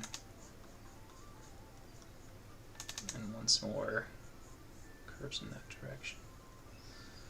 So that's the general shape of them. Probably not as tall.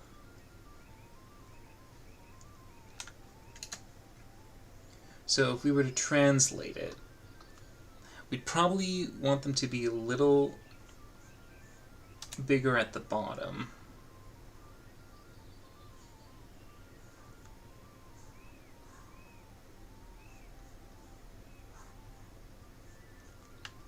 And then with here,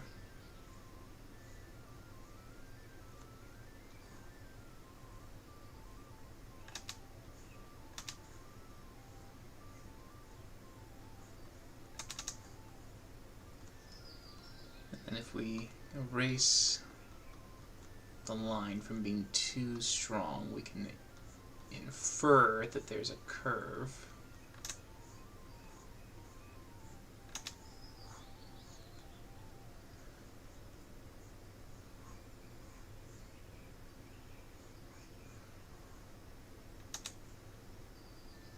We do a second one there, maybe. I think the angling might be too sharp for her. I know that there's a lot of sharp angles in most of the animations from their style, but she carries a teeny bit more softness to me. Because, funny enough, like, I'll show you something. When it comes to the characters, you'll see it in...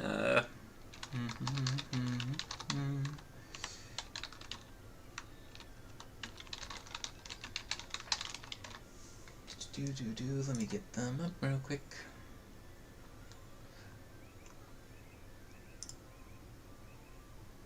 Let me see if I can get one that's a nice size.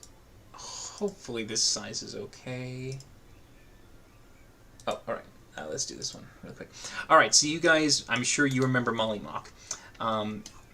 You'll see that, like, what they'll do is they will carry, like, a slight angle before they curve, so they'll go like angle, and then they whoop it off, essentially.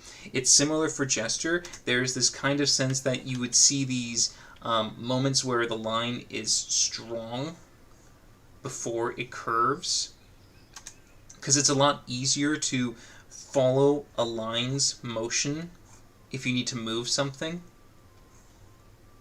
Like that. If he was, like, let's say he's starting to raise his arm up, for instance, you can guide yourself with those. So straight lines to start is helpful before you go into curving. But Tyranny is... like, hers have always been this, like, soft curve to begin with. Like initially I wanna give her something like that, you know? I wanna give her this, like, curving ribbon to begin with, because I feel that's more true to her.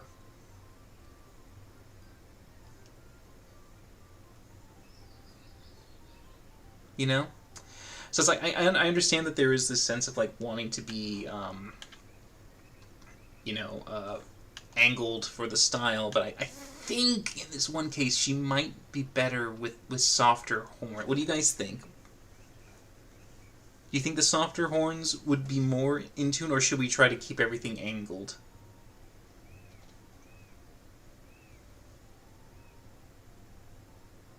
Oh, yeah, her split tongue.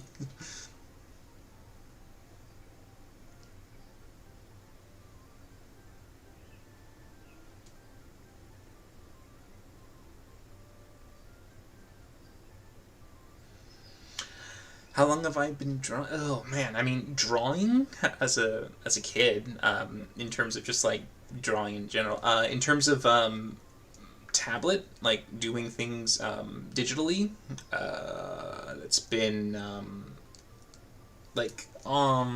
I started trying it out. Oh god, math of years of my life.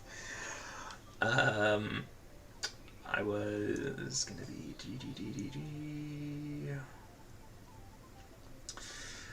oh wow. Possibly, I don't think it's this number, but it might be this number. No, it can't be that number. It's not exactly that, but it'd be 15 to 18 years, somewhere around there. I've been using a tablet for that long. Um, on and off. Like initially, it was a lot of just learning and doing things by myself. I took some classes in college. I found them interesting. I I was told I would have failed my life drawing class for animation because I did not, to the teacher's standards, I did not pass the class. But because art was not my major, they let me pass anyways. They said, since you're in business, you can pass. And I was like, oh, great, thanks. Appreciate it. So I was able to pass by my first test that way. And then I just did a lot of things from ceramic to illustration and design to digital work and all those various mediums. Uh, and then I've just been doing it on and off and just self-taught. I started picking up animation. Like I dabbled in it a little bit a couple years back, but in terms of like properly trying and using softwares and frames and doing a lot more of that, that was last year. So I've been doing animation for about that long. Um, but yeah, and I like to enjoy lots of things. I've done painting, I've done line art, I've done sketchings, comics, bunches of different like types and styles here and there to try it out.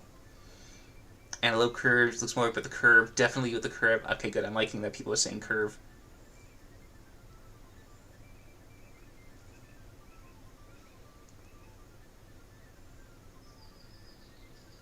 She does have a lot of softness in the face, and I probably will actually, as you said, give her a little bit more like gentleness around there.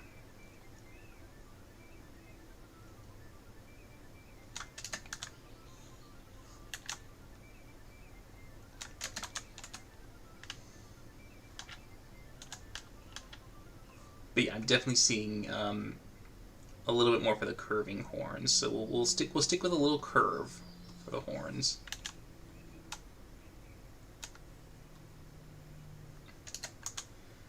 And they stick out. Yeah, they definitely stick out of the cloth. So the cloth we can definitely give that like upward angle that's there, because I think, yeah, because her hood carries a similar look.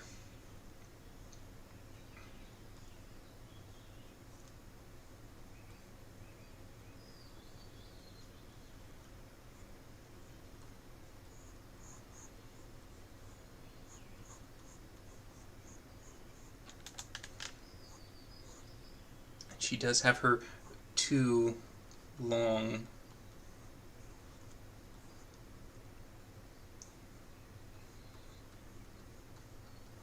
bits of hair there, which we can give slight angles to.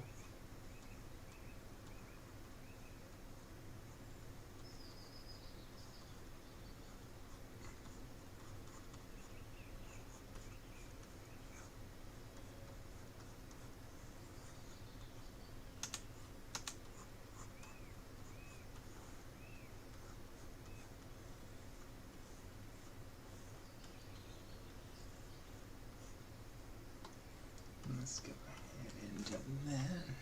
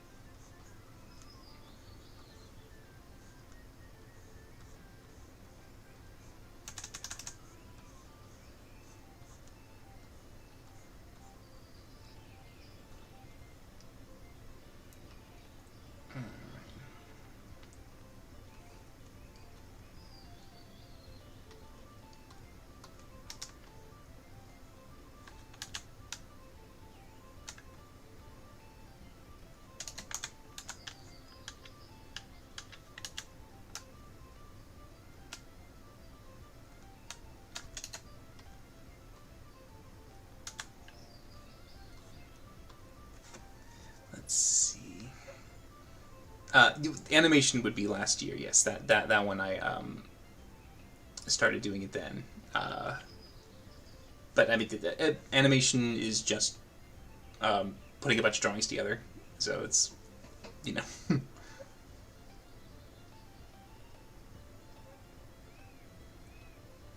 Good for you for pursuing it. It's fun watching this work, and I like your nights. Thank you. Thank you, Bloom with the Stars. I knit and crochet. Awesome. And they take some time to see the piece come together. Ooh, I bet, yeah. But it's also a really satisfying thing, I guess, to have something like tangible to work with. I like the kind of feeling that you get with like fabrics soft in the hands. Oh yeah, who knows? I'm sure we'll find out more of the mystery with Tyranny and Wick later down the line, because there is definitely some, you know, lore we have yet to get revealed to us. Oh, thanks for coming by, Bug and Berries. Thank you. Have a good evening, or morning, or wherever you might be. Ooh. Alright, now let me tell you this, guys. As in terms of animation and stuff like that, one of Tyranny's greatest, like, is the ruffles. Those ruffles are going to have to be simplified big time, because they can become an absolute pain. So my guess is that they're going to have to be squared up and implied with, like, moments like this, where you have like some bits that stick out more than others, so you can give the idea that there is a ruffling, but the level of like a curving that would go on if we were to do like true ruffles and stuff like that would probably drive them insane. So they would go probably with a bit more of a simpled, like kind of easy repeatable L that can be like played around with, essentially. More pleat than ruffle, yeah.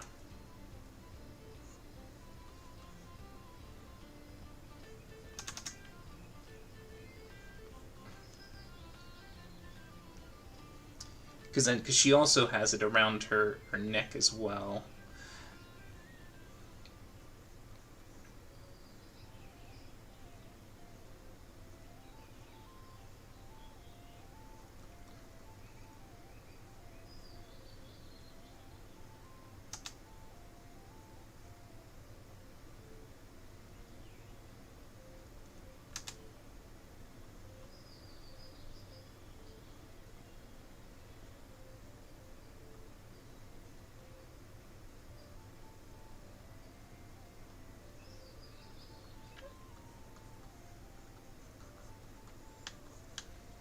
Plus, also when you do something like that, you can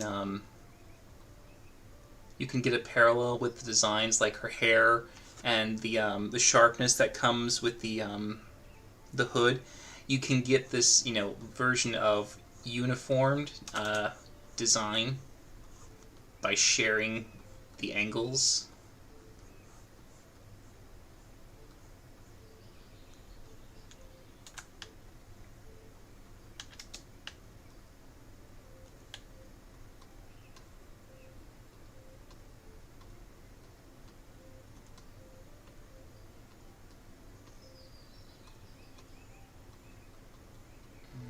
Okay. Now, she definitely has freckles, so we're going to have to use color for the freckles when it comes to that, but definitely this is one of those examples where it's like you would use freckles, but you would simplify them with just like maybe 3 or something like that. And then I think we can maybe start to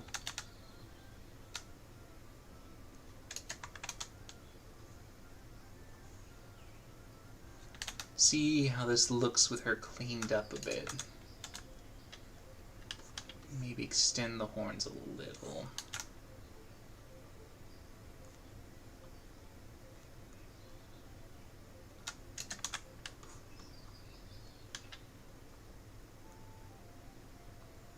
Let's see what she looks like if we clean these lines. She says, so who are these for? Do you have a studio of people working for you now? Sorry if I missed you saying that. No. No, just me and my friend. We're the only ones. And I mean, these are kind of for everyone. I mean, they're done for the community, and I thought it would be a lot of. It's like I've been doing. We've been working on the animatics for a while, and they're kind of being done with the character art from the images they do, which isn't necessarily what you would call like fitting for an animation, because there's a lot of detail in there, and there's been a lot of like moments where time would be lost in having to just do the details. But technically, if these turn out good, if people like them, if they are like generally like thumbs up, could potentially use this style for the animatics, because then that would be a little bit more manageable to be able to replicate the styles that way, because they would be very like cut and dry, simplified, so you can actually do a bit more with them. Because a lot of the times, trying to keep true to the details that they have for their characters, it's really hard to be able to want to not to lose so much of the details that they put in there, because it is their designs. They're, the artist that made it, and the players that obviously worked with them to create what they thought was the perfect kind of representation of their character. So you don't want to do the disservice of like taking away something that is actually really important to them, like, because with Taliesin, when he had Mollymauk, there was so much that he had to essentially cut back on, because there's no way they could do the elaborate design of his cloak. But for Taliesin, it was then they would come up with like different proposals and probably show him a lot of variations, say which of these simplified styles fits more to your imaginings for what Mollymauk would look like. And I mean, since I technically can't do that with the Critical Role cast, that'd be great if I could. If I could actually say, what do we want more of? What do we need more of? That'd be phenomenal. But this is my best guessing, essentially. So I'm giving like the kind of, open door. If anyone says maybe change it or do this, or if anyone in the Critical Role cast came in and said, could you change it and do this? I'd be like, hands down, yes, let's go and do it. Let's go. But that has yet to happen, so which is fine. But at the moment, yeah, we'll see if maybe this carries over to something down the line, or if it's just going to be a one-off fun. But nothing wrong with that either. Who voices the Kobold? That would be my friend Scott. He is the one who does Scritch, and my God, I don't know how he does it. I can't do Scritch. I try so hard to do Kobolds, and I just can't do the. It's like it's a secret talent of him. He knows how to like instantly call upon the voice of Scritch, and it's just like I said, every time in the house, Scritch will call out for things, or Scritch will say something, or he'll quote lines from a movie at Scritch, and like what Scritch would do. It's so much fun. But yeah, he's the master behind the Kobold Scritch. Scars and tattoos, yeah, that too. Yeah, the scars and tattoos, having to simplify it, and jewelry. Message redacted. Well, I don't know. I didn't do anything like that, so I'm not sure what that was yet.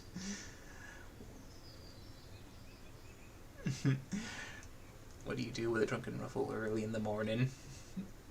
Rest in peace, your wrist, yeah. Have you seen the animated music video of the Neon Audit? Yes, I have. That is a beautiful video. The creators have just made a brilliant piece of art. It's so beautiful. I love it. The colors are great. All that brilliant level of neon like influence. I enjoyed their creation, or not creation, their design for oh damn, why am I forgetting his name now? The Saurian, the one that Derek plays. Oh god, he's the nerd. The Triceratops. Anyways, their design for him, I think, was really fun. They kind of gave him a cute level of of detail on top of his look that really gave him that little innocence on top of his his character. So it really was able to like visually tell the story of his personality really nicely. And I thought that was a great choice with their designs.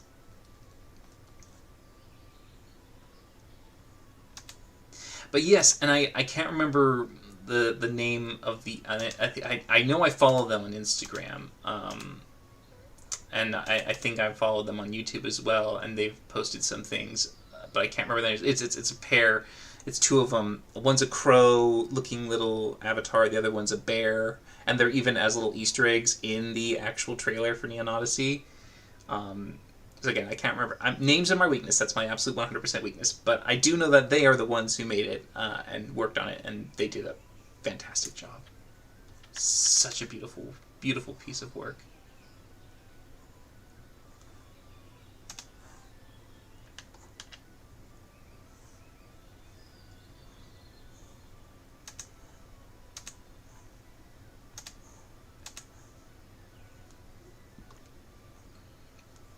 And I have no idea how long that took them. Whew. Ziggy! That's it. Ziggy. Yes, yes, yes. Thank you. Thank you, Luna. Thank you. I actually can imagine these designs in something like the Mighty Nine Box. Yeah, because, I mean, that's what I'm basing most of it off of, really. And hoping that it fits nicely for them.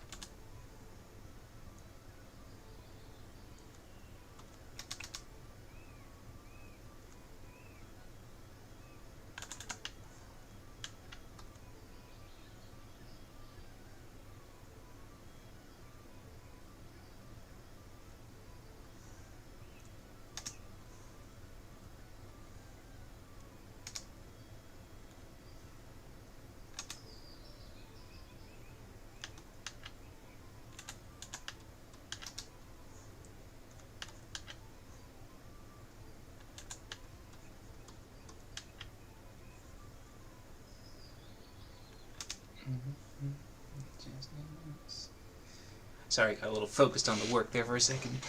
Let's see. A new fun question. If everyone's camping for characters met their characters from previous campaigns, how would they react? I think Gesture and Thimble would be best buddies. Ooh. Well, I mean, who couldn't love Gesture? I mean, she's absolutely like the best. But that's a curious question.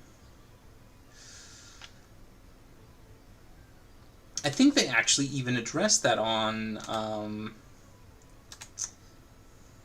was it Tailgate that they did that? I I can't remember if it was a fireside or tailgate, but I think they also proposed that question where they said what would happen if your character would meet another character. Like, I think it was if oh no, it was them. It was them. It's like what would happen if like Julian and Matt like met up in what would happen there kind of thing. And what would go on? Where would they go? Or something like that. I think. But yeah. I think Thimble and Jester would probably be the best ever. Especially younger Thimble. I mean, younger Thimble probably had a lot more mischievous nature to her until, like, everything that happened in the wars that really, like, screwed up everything for her. Poor dear. She lost so many. She's lost a lot. I think in terms of, like, compared to everyone, she's probably one that's lost the most, I think. I want to say she's the one that's lost the most.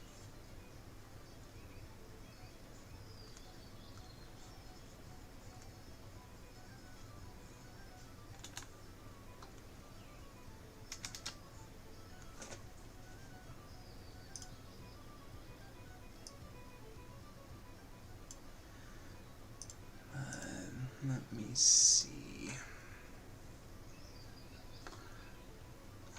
I don't know how well Bolaire would get on with anyone, because he's very particular. It'd be hard to know exactly what would happen with them.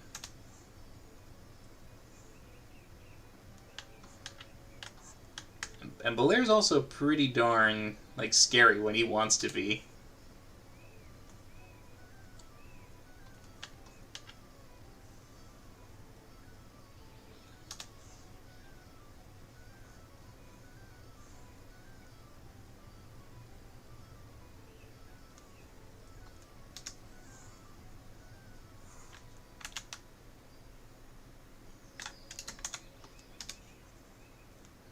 I remember when Taliesin did that first introduction of into Bolaire's home, and the way that he was like keeping his host alive was crazy.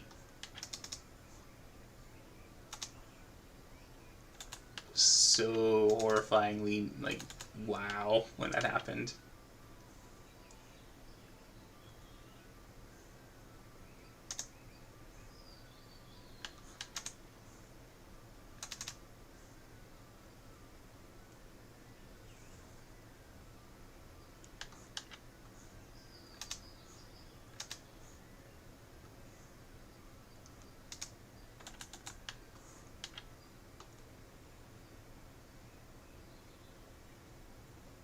Oh, so they did answer it in a panel. Okay, cool. So it was, yeah. Oh, Bonyashi hit on Murray. Yeah, Julian actually, you're right. Julian has lost quite a lot too, for sure. He at least is about to save his sister. But I think, yeah, it's like the prestige and the stability that was once part of him, and obviously his friends. Though the thing is that those were kind of his own decisions that led to that. I think well, not his father dying, but like the other, like, the betrayal and the like kind of alienation that he has with everyone else. That was, I think, by choice for what he decided in terms of like sides to pick.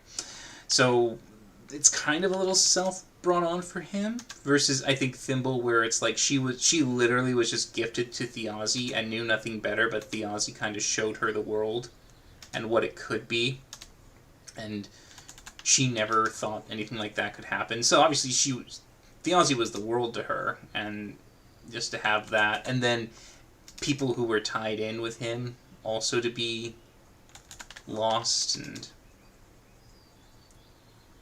yeah.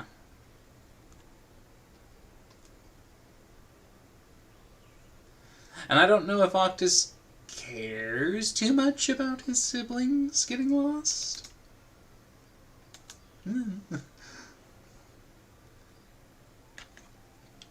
Not loading emotes properly.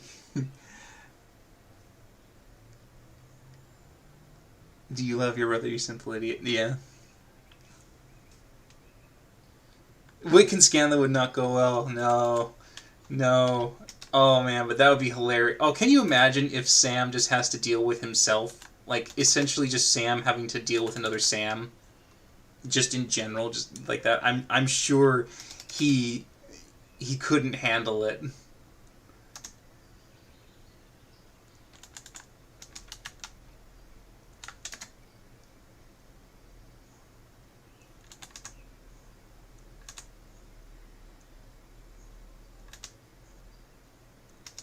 I actually don't think any DM could handle it too. The chaos that would come from that could be too powerful.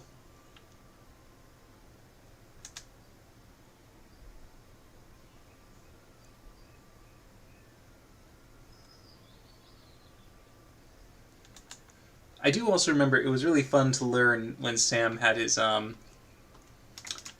think it was on his charity stream when he made mention that he in Vegas went off on a like a little secret adventure without them kind of thing, and and how everyone else was just like, what, how could you do that sort of thing.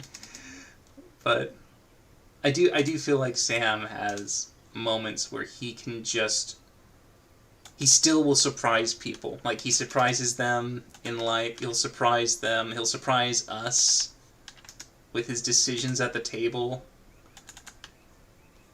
He's very good at creating these what you would call like almost like expectations, and then turning them on the head when you think you know what's going to happen, and he's just going to like say, now that I have you believing me, watch me take it away and change it up and be blown away. I think he's very good at that. I mean, he even said like the whole thing where they like he said like for the longest time he had never seen a comic or never read a comic or something like that, and then literally one day when they went into his closet, they saw a pile of comics, and his mom was just like, "Oh yeah, he reads comics all the time." It was just literally just Sam being Sam at that point.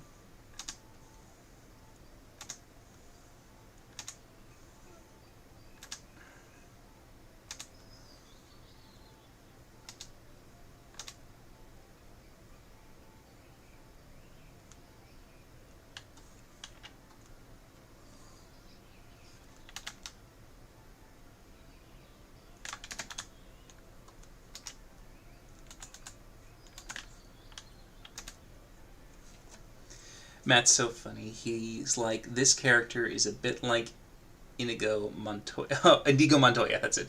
But my dad is still alive, so it's fine. Brendan comes in and he, yeah, cool man with Montoya. Yeah, well, yeah, that was on the fireside. Ah, it's so sad that I missed that. Ah, I didn't even know what was happening, which is like, ah, bugger.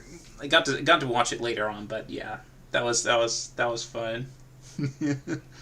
And then I think people in the Discord were just like throwing up the gifs like crazy for it. Is Sam and Ellie ever played at a table? They cancel each other out and become serious. Yeah. Veth hitting on Bryce. Uh huh. Uh huh. Veth and Bryce, yes. Could you raise the arrow piercing up a little to make it easier to tell it's a Cupid heart? Maybe, yeah.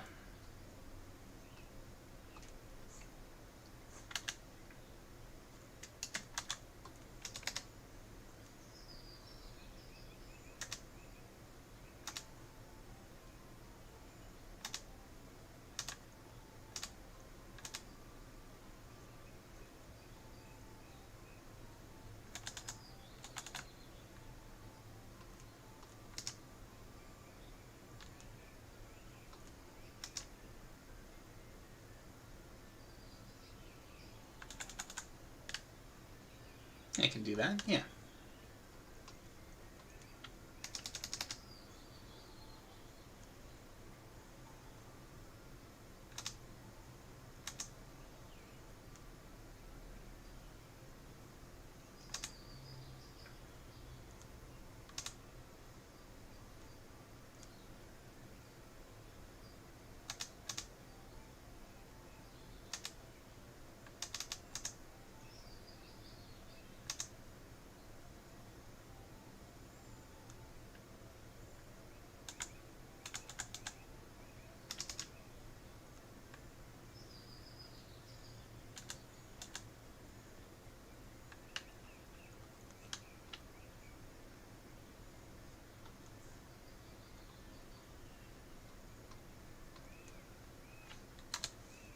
you're saving it. I'm so sad that I've never seen the animated series of Vox Machina. Oh, you're missing out, but that's alright. Been watching Critical Role since the early sessions of the campaign, and I've only seen the trailers that play during ad breaks. Oh, wow. Well, there's 4 seasons out, so there's a lot there. If you really want to dive in, you'll have a good chunk of content to go through. I love goat demons. Yeah. Oh, and she commits to the goat stuff so much. Oh, thanks for coming with us, Bloom of the Stars. Take care. 5 Billy Sierra thinks you only have spat. Yeah.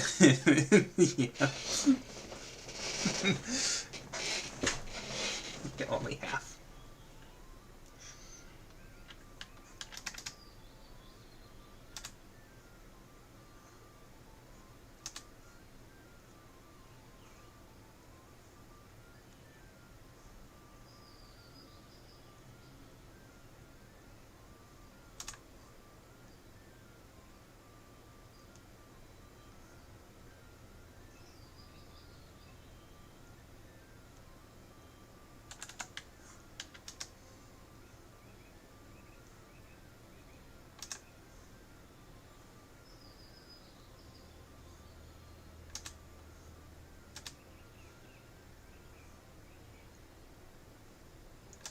I know this is a little side thing that I'm thinking about, but it is something that did come to my mind. If did any of you, if you happen to have seen the original trailer that they posted for the Critical Role when they were kickstarting the Vox Machina series, they had a little animated trailer where they showed the characters in a forest fighting monsters before it went to the castle where they fought the I can't remember the name of the monster, but essentially, if you remember it, and it was set to the theme song for campaign 2. Are you ready to roll? And it was just, the reason why I bring it up is because the thing that I remember that was so interesting was that when they first did it, the character designs they had there were very different from what became the final ones for the actual animated series. Because if you look at them, it's so weird how much of a change it is from one to the other. It's cool though to kind of watch and see how it evolved, but like Percy, I think, has like a massive coat collar around him, and Scanlan has a very sharp kind of look to him, very different from what he was in the animated series. It just made me, just looking at these, just kind of think about the fact that it's like you do one thing, but then later down the line something else comes along, you're just like, ooh, but this could look really cool if we did this, or what if you did this, and then how many ways a character evolves in the animation process when it comes to concept art, where you think you've got it, but then it's like there are 5 or 10 other versions, and it's just the third version became the favorite, and that's the one that made it to the end. It's just a really interesting process to learn that there's so much behind the scene work. And I was going to say, I would love to now know how many variations of designs they went through for Vox Machina before they settled on the ones that became the actual official animated series character designs. Because I feel like people never get to appreciate just how much goes into making all the various forms and figuring out the final version that everyone can love or come to love down the line.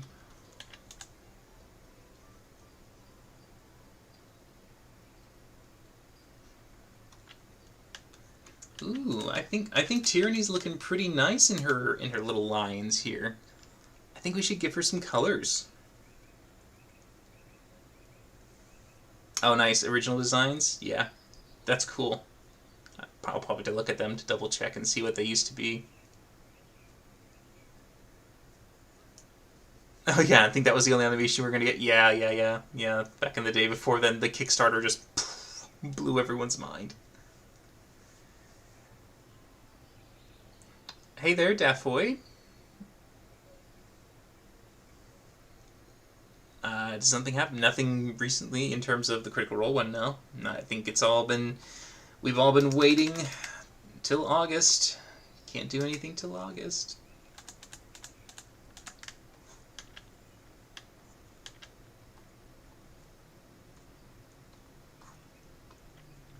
Alright, just to give us a silhouette to start with. Okay, now we definitely have some colors shared with Wick, because they have the same kind of greening. And she would have her little off-whites for her veils and her plate.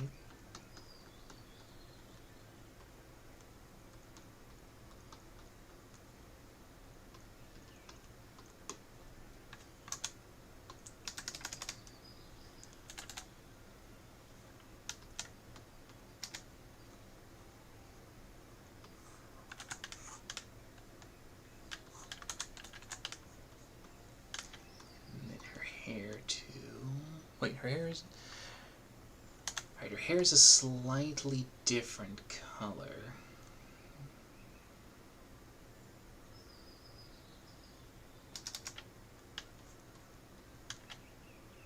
So we'd want to make sure to differentiate the fabric with the hair. So the hair is going to be a little bit more rich toned, I think. If we can give a little bit more yellow to the white of her hair, I think that will help to give her eyes something to link with. Kind of like, it'll be like a little bridge, essentially. As the warmth comes in closer and closer.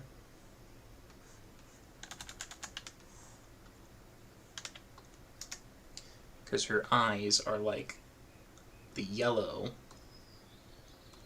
with a even richer golden pupil. Or iris, I mean, sorry, not pupil. Let's see. Maybe a little more.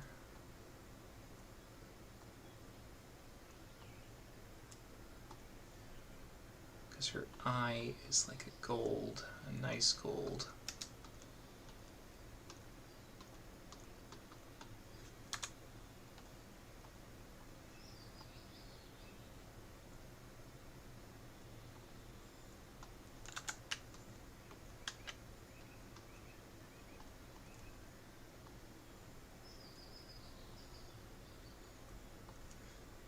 We don't want to, we can make this a little brighter.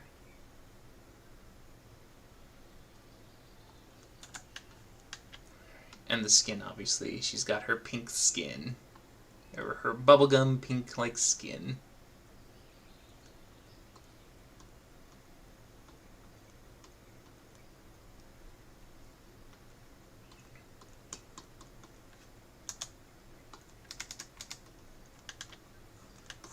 Alright, let's see how...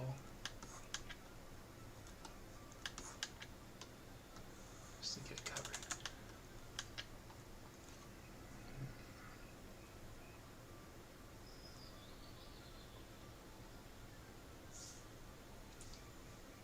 She kind of has a hot pinkness to her.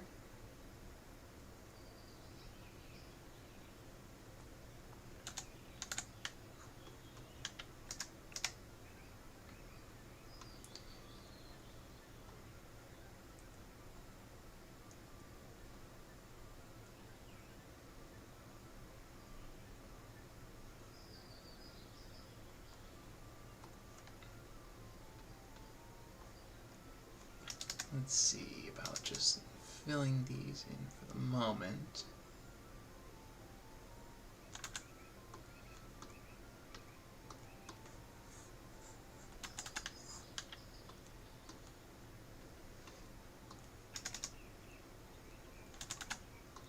And then the pink obviously carries up to the horns.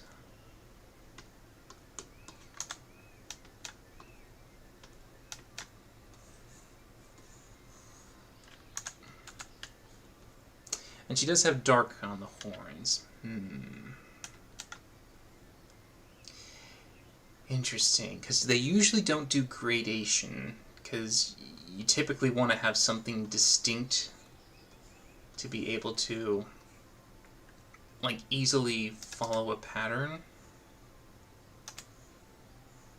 So they might do something like a little implied line.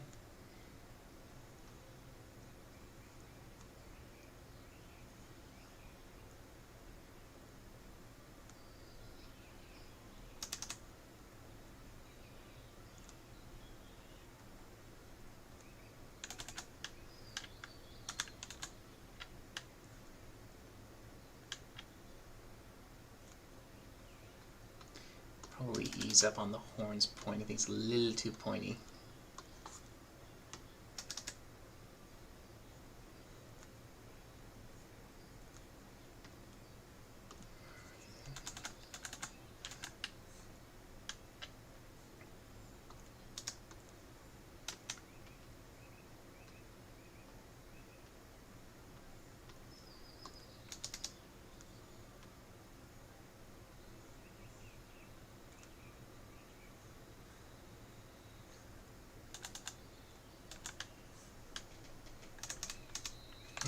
That actually probably a little less. That might be a good implication for her.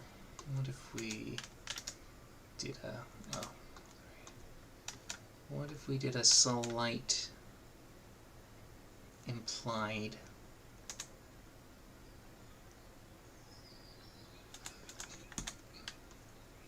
That could give us the look of slightly gradating by having it blend with the lines being, you know, gradually smaller to larger for both sides. So like the pink in the dark is a little lighter, but then the one in the light gets a little smaller.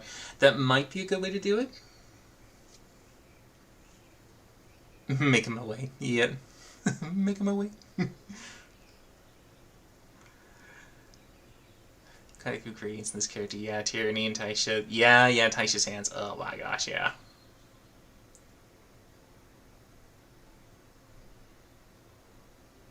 Never loved Ford's green and his weird gradient. Fair? Fair.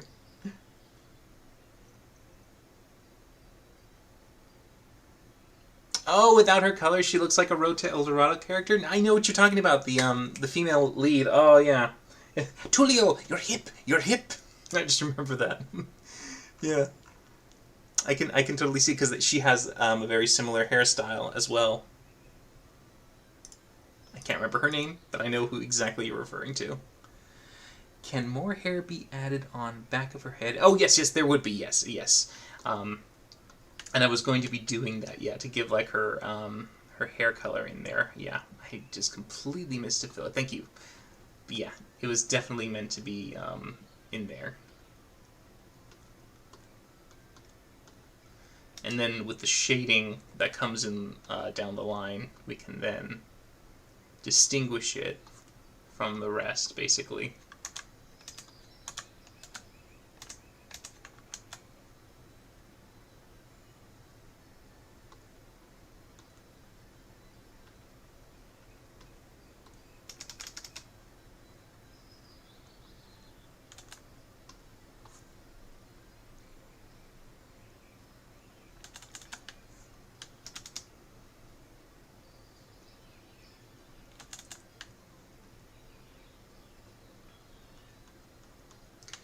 She does have some good red lips for sure. Let's make sure to get those red lips in there. Not that. I think they're more of a hot lip color.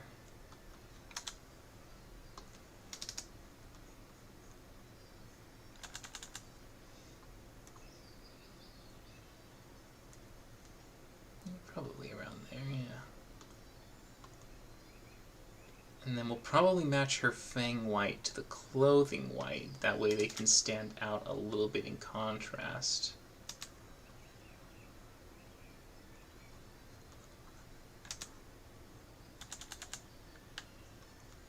And her freckles would certainly be a similar pink but we would lighten up the hue by reducing the opacity.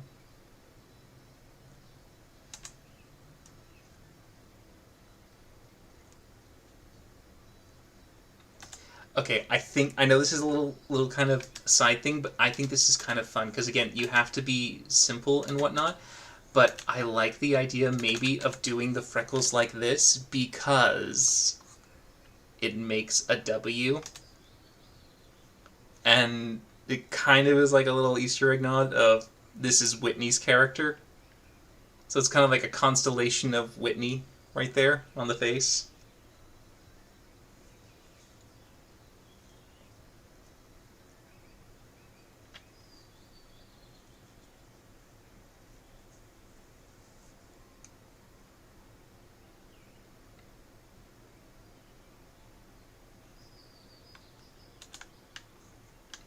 We gotta make sure to give that silver for her piercing.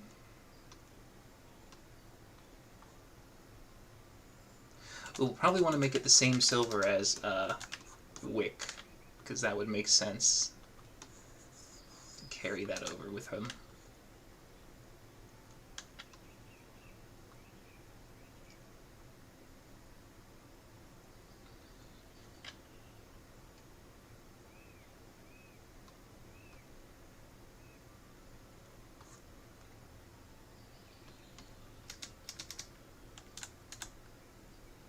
Let's see what it would look like if we add some shadows real quick, because then we can maybe build up and take away or change some of the hues if we see a bit more depth with her.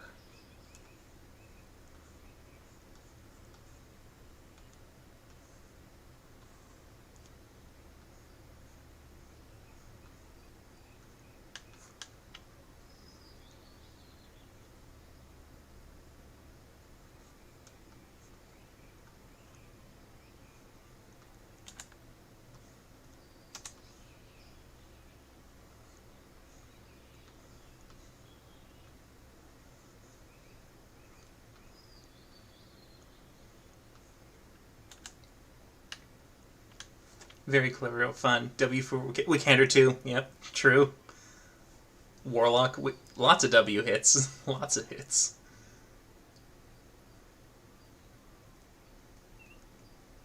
Wickstad is the blindfold guy, yes, that is right. He is the Cyclops Aasimar with the angel wings.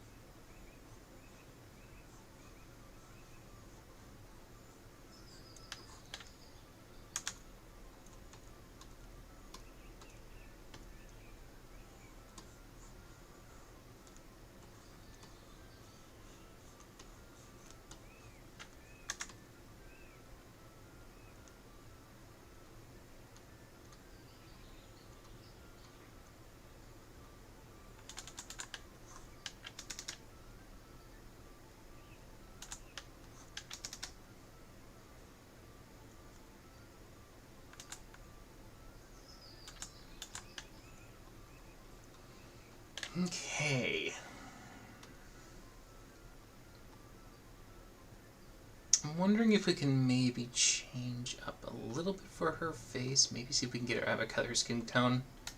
Maybe what would happen if we give it a bit more pump?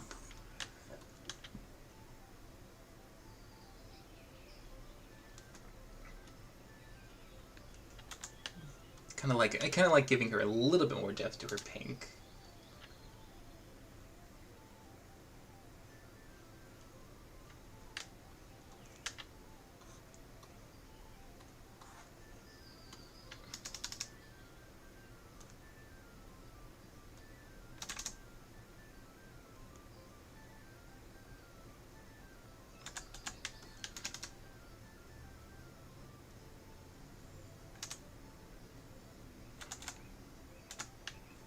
I think she should get like a good lip glossing highlight on the bottom of her lips. She definitely has like a lot of focus on her mouth and all the things that she's been doing. I think that she's got a good sense of like draw your attention to the eyes and the mouth. It's a good little triangle for her. And a heart shape too with her face, so it does give a nice kind of like parallel to give us a focus on her. Oh yeah, I mean that's definitely for their style. Thicker on the lids, on top for sure. That's so like keep an accent on the eye. What all the fuse karaoke? Oh gosh, the karaoke songs, man, I have no idea. She didn't. No, Whitney talked about. She said that she literally talked about the song for Tyranny, and she was just like, don't hate me. Like it was like on the very first fireside with her. I want to say Taylor Swift is what she said, but I don't know if that's right. I think she said Taylor Swift, but I remember her mentioning something about that.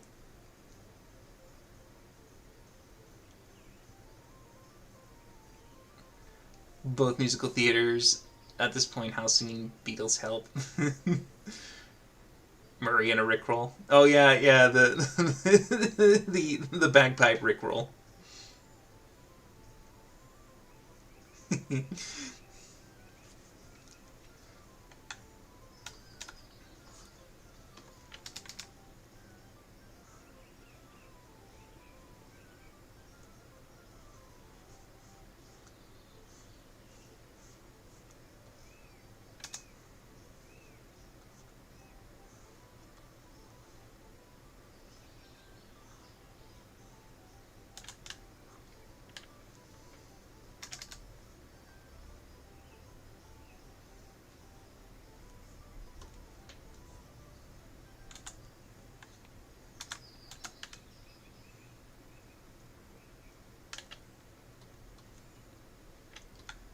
Alright, let's give her a quick wash.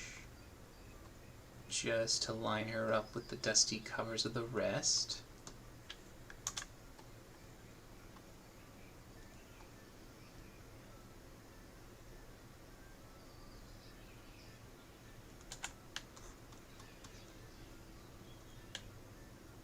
I probably want to lighten up the hair just a tidgy bit. Okay, yeah, let's just increase that one slightly. And then also just a little bit on that one too.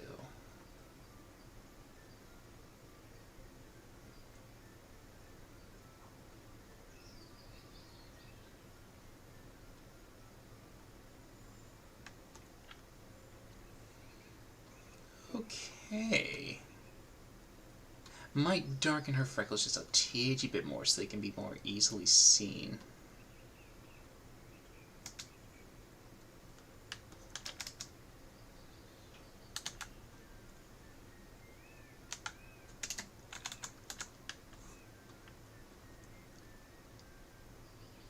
Alrighty then.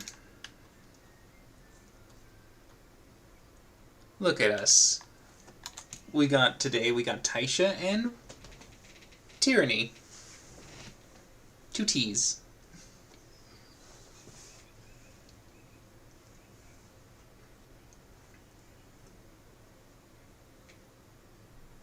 Is it the goat version? Oh, right. Yeah. Good question. Good question. Ooh, a Frank Sinatra guy? I did it my way. Frank Sinatra. I honestly feel like that's the Ozzy. The Ozzy sounds like he'd be the Frank. Oh, cool, great. I was wondering about. So, okay, this is the thing, right? There are many details. She's got moons and a sun pattern on her attire and whatnot. And there is the question of like, would that work or would that be too much? Because again, it would also be simplified. So if we did that, like let's say, let's just see what the design would be like if we threw in the pattern. If we threw in the pattern, it would be like a circle, and not that big of a circle. Then she would have like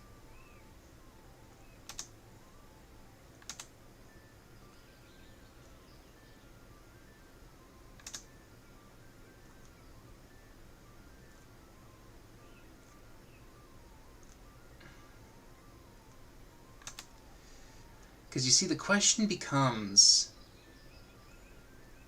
how important is this detail? Does it add something to the piece that it's missing, or does it not make much of a difference when it's there or when it's gone? Because in terms of like time, money, resource, and stuff like that, the more details you have to put on a character, the longer it takes to get it drawn and everything. And again, they simplify like mad when it comes to these things, like crazy. So it's a question whether or not that does that give us anything. Because again, the moons, for instance, it's like I don't know if there's a significance for them, and drawing each of those individual like variations of it would be insanely maddening for most animators and stuff. So I don't know how like crucial they are. But again, this is why you would want to talk to like Whitney, for instance, to know. It's like, is this actually very, very important? Is there a really crucial like detail in here that we need to have or try to work in? You know, because obviously you have to sacrifice some stuff, but yeah. Otherwise, she's dimmed. Okay. All right, all right. Well, let me go ahead and make these a little nicer looking, because I definitely just quickly threw it up there. So let me just.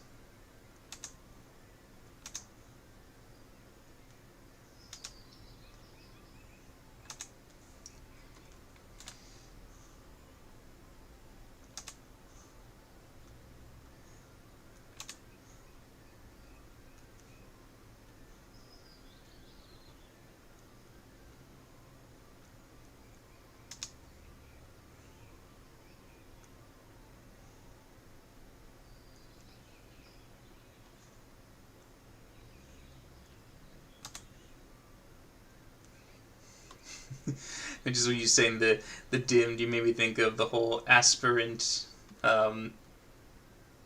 enmity, where she's just like, sorry, yelling dims the light. Why not? Sorry, yelling dims the light.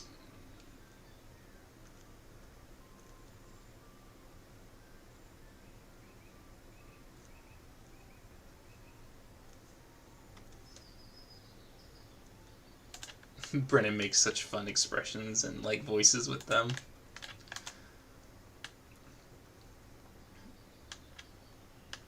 Okay, so that would be with the suns on the shoulders.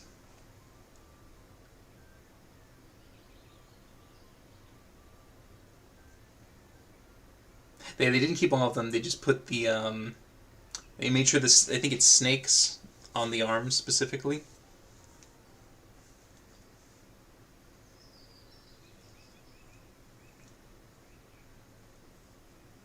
I don't know if I'd go with fewer, because if you went with fewer, it would look like a compass, almost in a sense, like a circle with like north, south, east, west.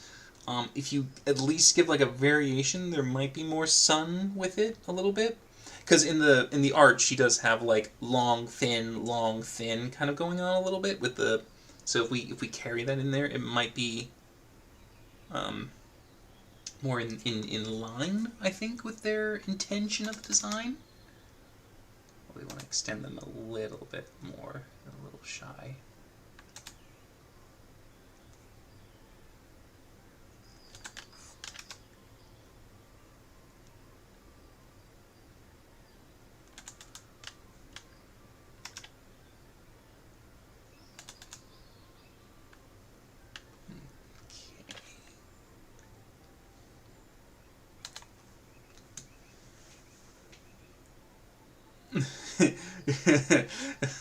We demons that have been saved for the light.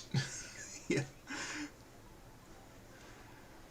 Oh yeah, Team Rocket, aka Team Prophet. Oh my god, that fight was so good. Oh, I loved that so much. So hilarious. It's like that's the best kind of fight you could possibly hope for. In terms of like just like sheer levels of comedy, you couldn't beat it. Schemers fight, that was hype. That was like roller coaster hype. Super great in terms of just being along for the ride. Bridge fight was just comedy, laughing, amazing comedy. Just so much to be like, you know, joyous about in a sense, which is like you need a lot of that.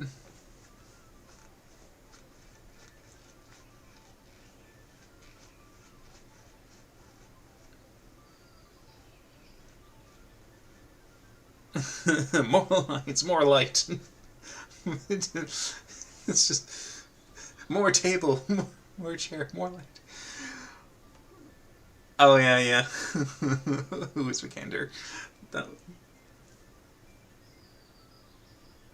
way off topic. In the 99 show, do you think they will give the characters their tattoos? And if so, what do you think they will do for Knott's swirly face tattoo?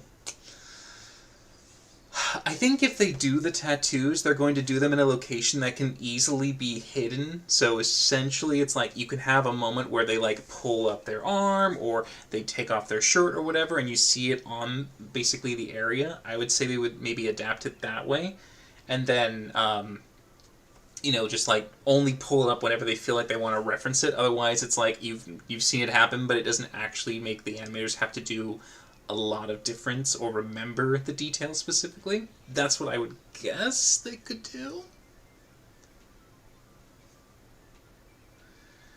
But it's hard to say because they might, but it's also the question of where the story plot is going because they do slightly adapt it to be more fitting to what the story is in the animated series, which is not an exact parallel to what it was in the sessions.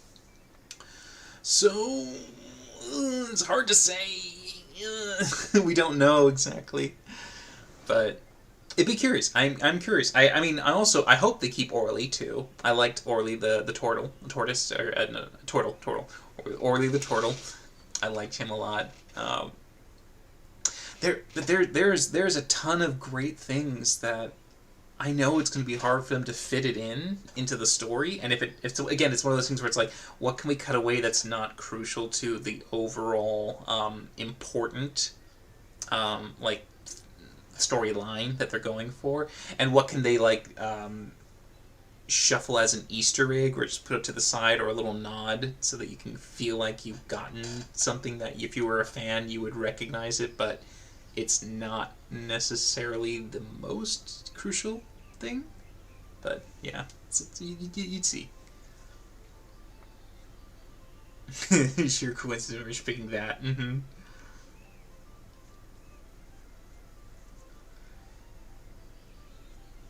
You can, yeah, you can probably hide them with strategic like points.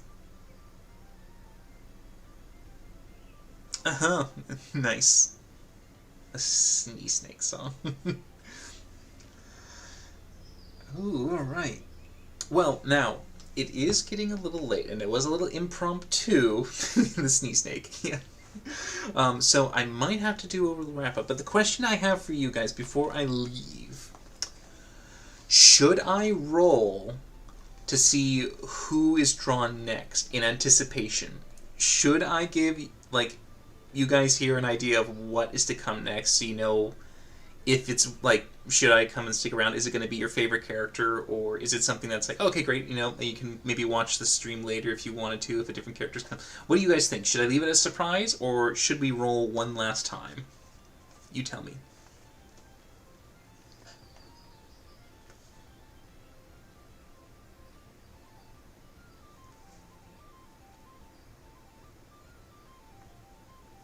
Yes, roll. Hell yeah, roll that d20.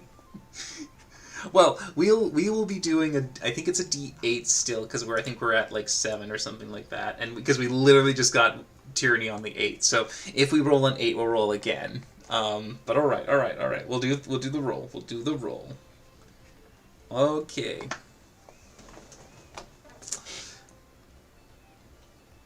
We've got our little d8. Let's see what our d8 will give us tonight. Or, well, for the next night, but we'll see. Alright. Let me just move that out of the way. Okay. Bring this down. Okay. Let's see. What would be the next one when next we stream? Here we go. That is a 3, everybody. That's Thimble! Thimble! She will be the next one on the list. So next time the stream happens, we're going to have ourselves a fairy. Thimble fairy. That's so nice. I like Thimble. She's fun. She's a great... Laura, just, you know, phenomenal, but we got our Thimble.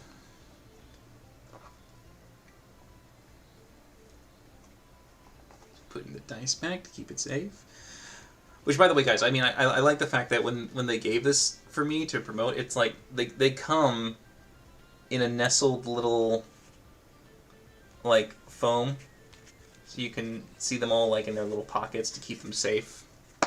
So, for gemstones, I mean, I think that's nice to kind of make sure they're not going to get rattled and bonked around too much, kind of thing. But, yeah, Thimble. Ooh, she will be fun. Another freckled character. So we'll be able to get us another little list. Hey, it's kind of funny. We're getting the girls in there. Wouldn't it be funny if it was Valus and then Murray, or Murray and then Valus? Just like, funny enough, got them all. But yeah, we'll see. We'll see. But okay. We've got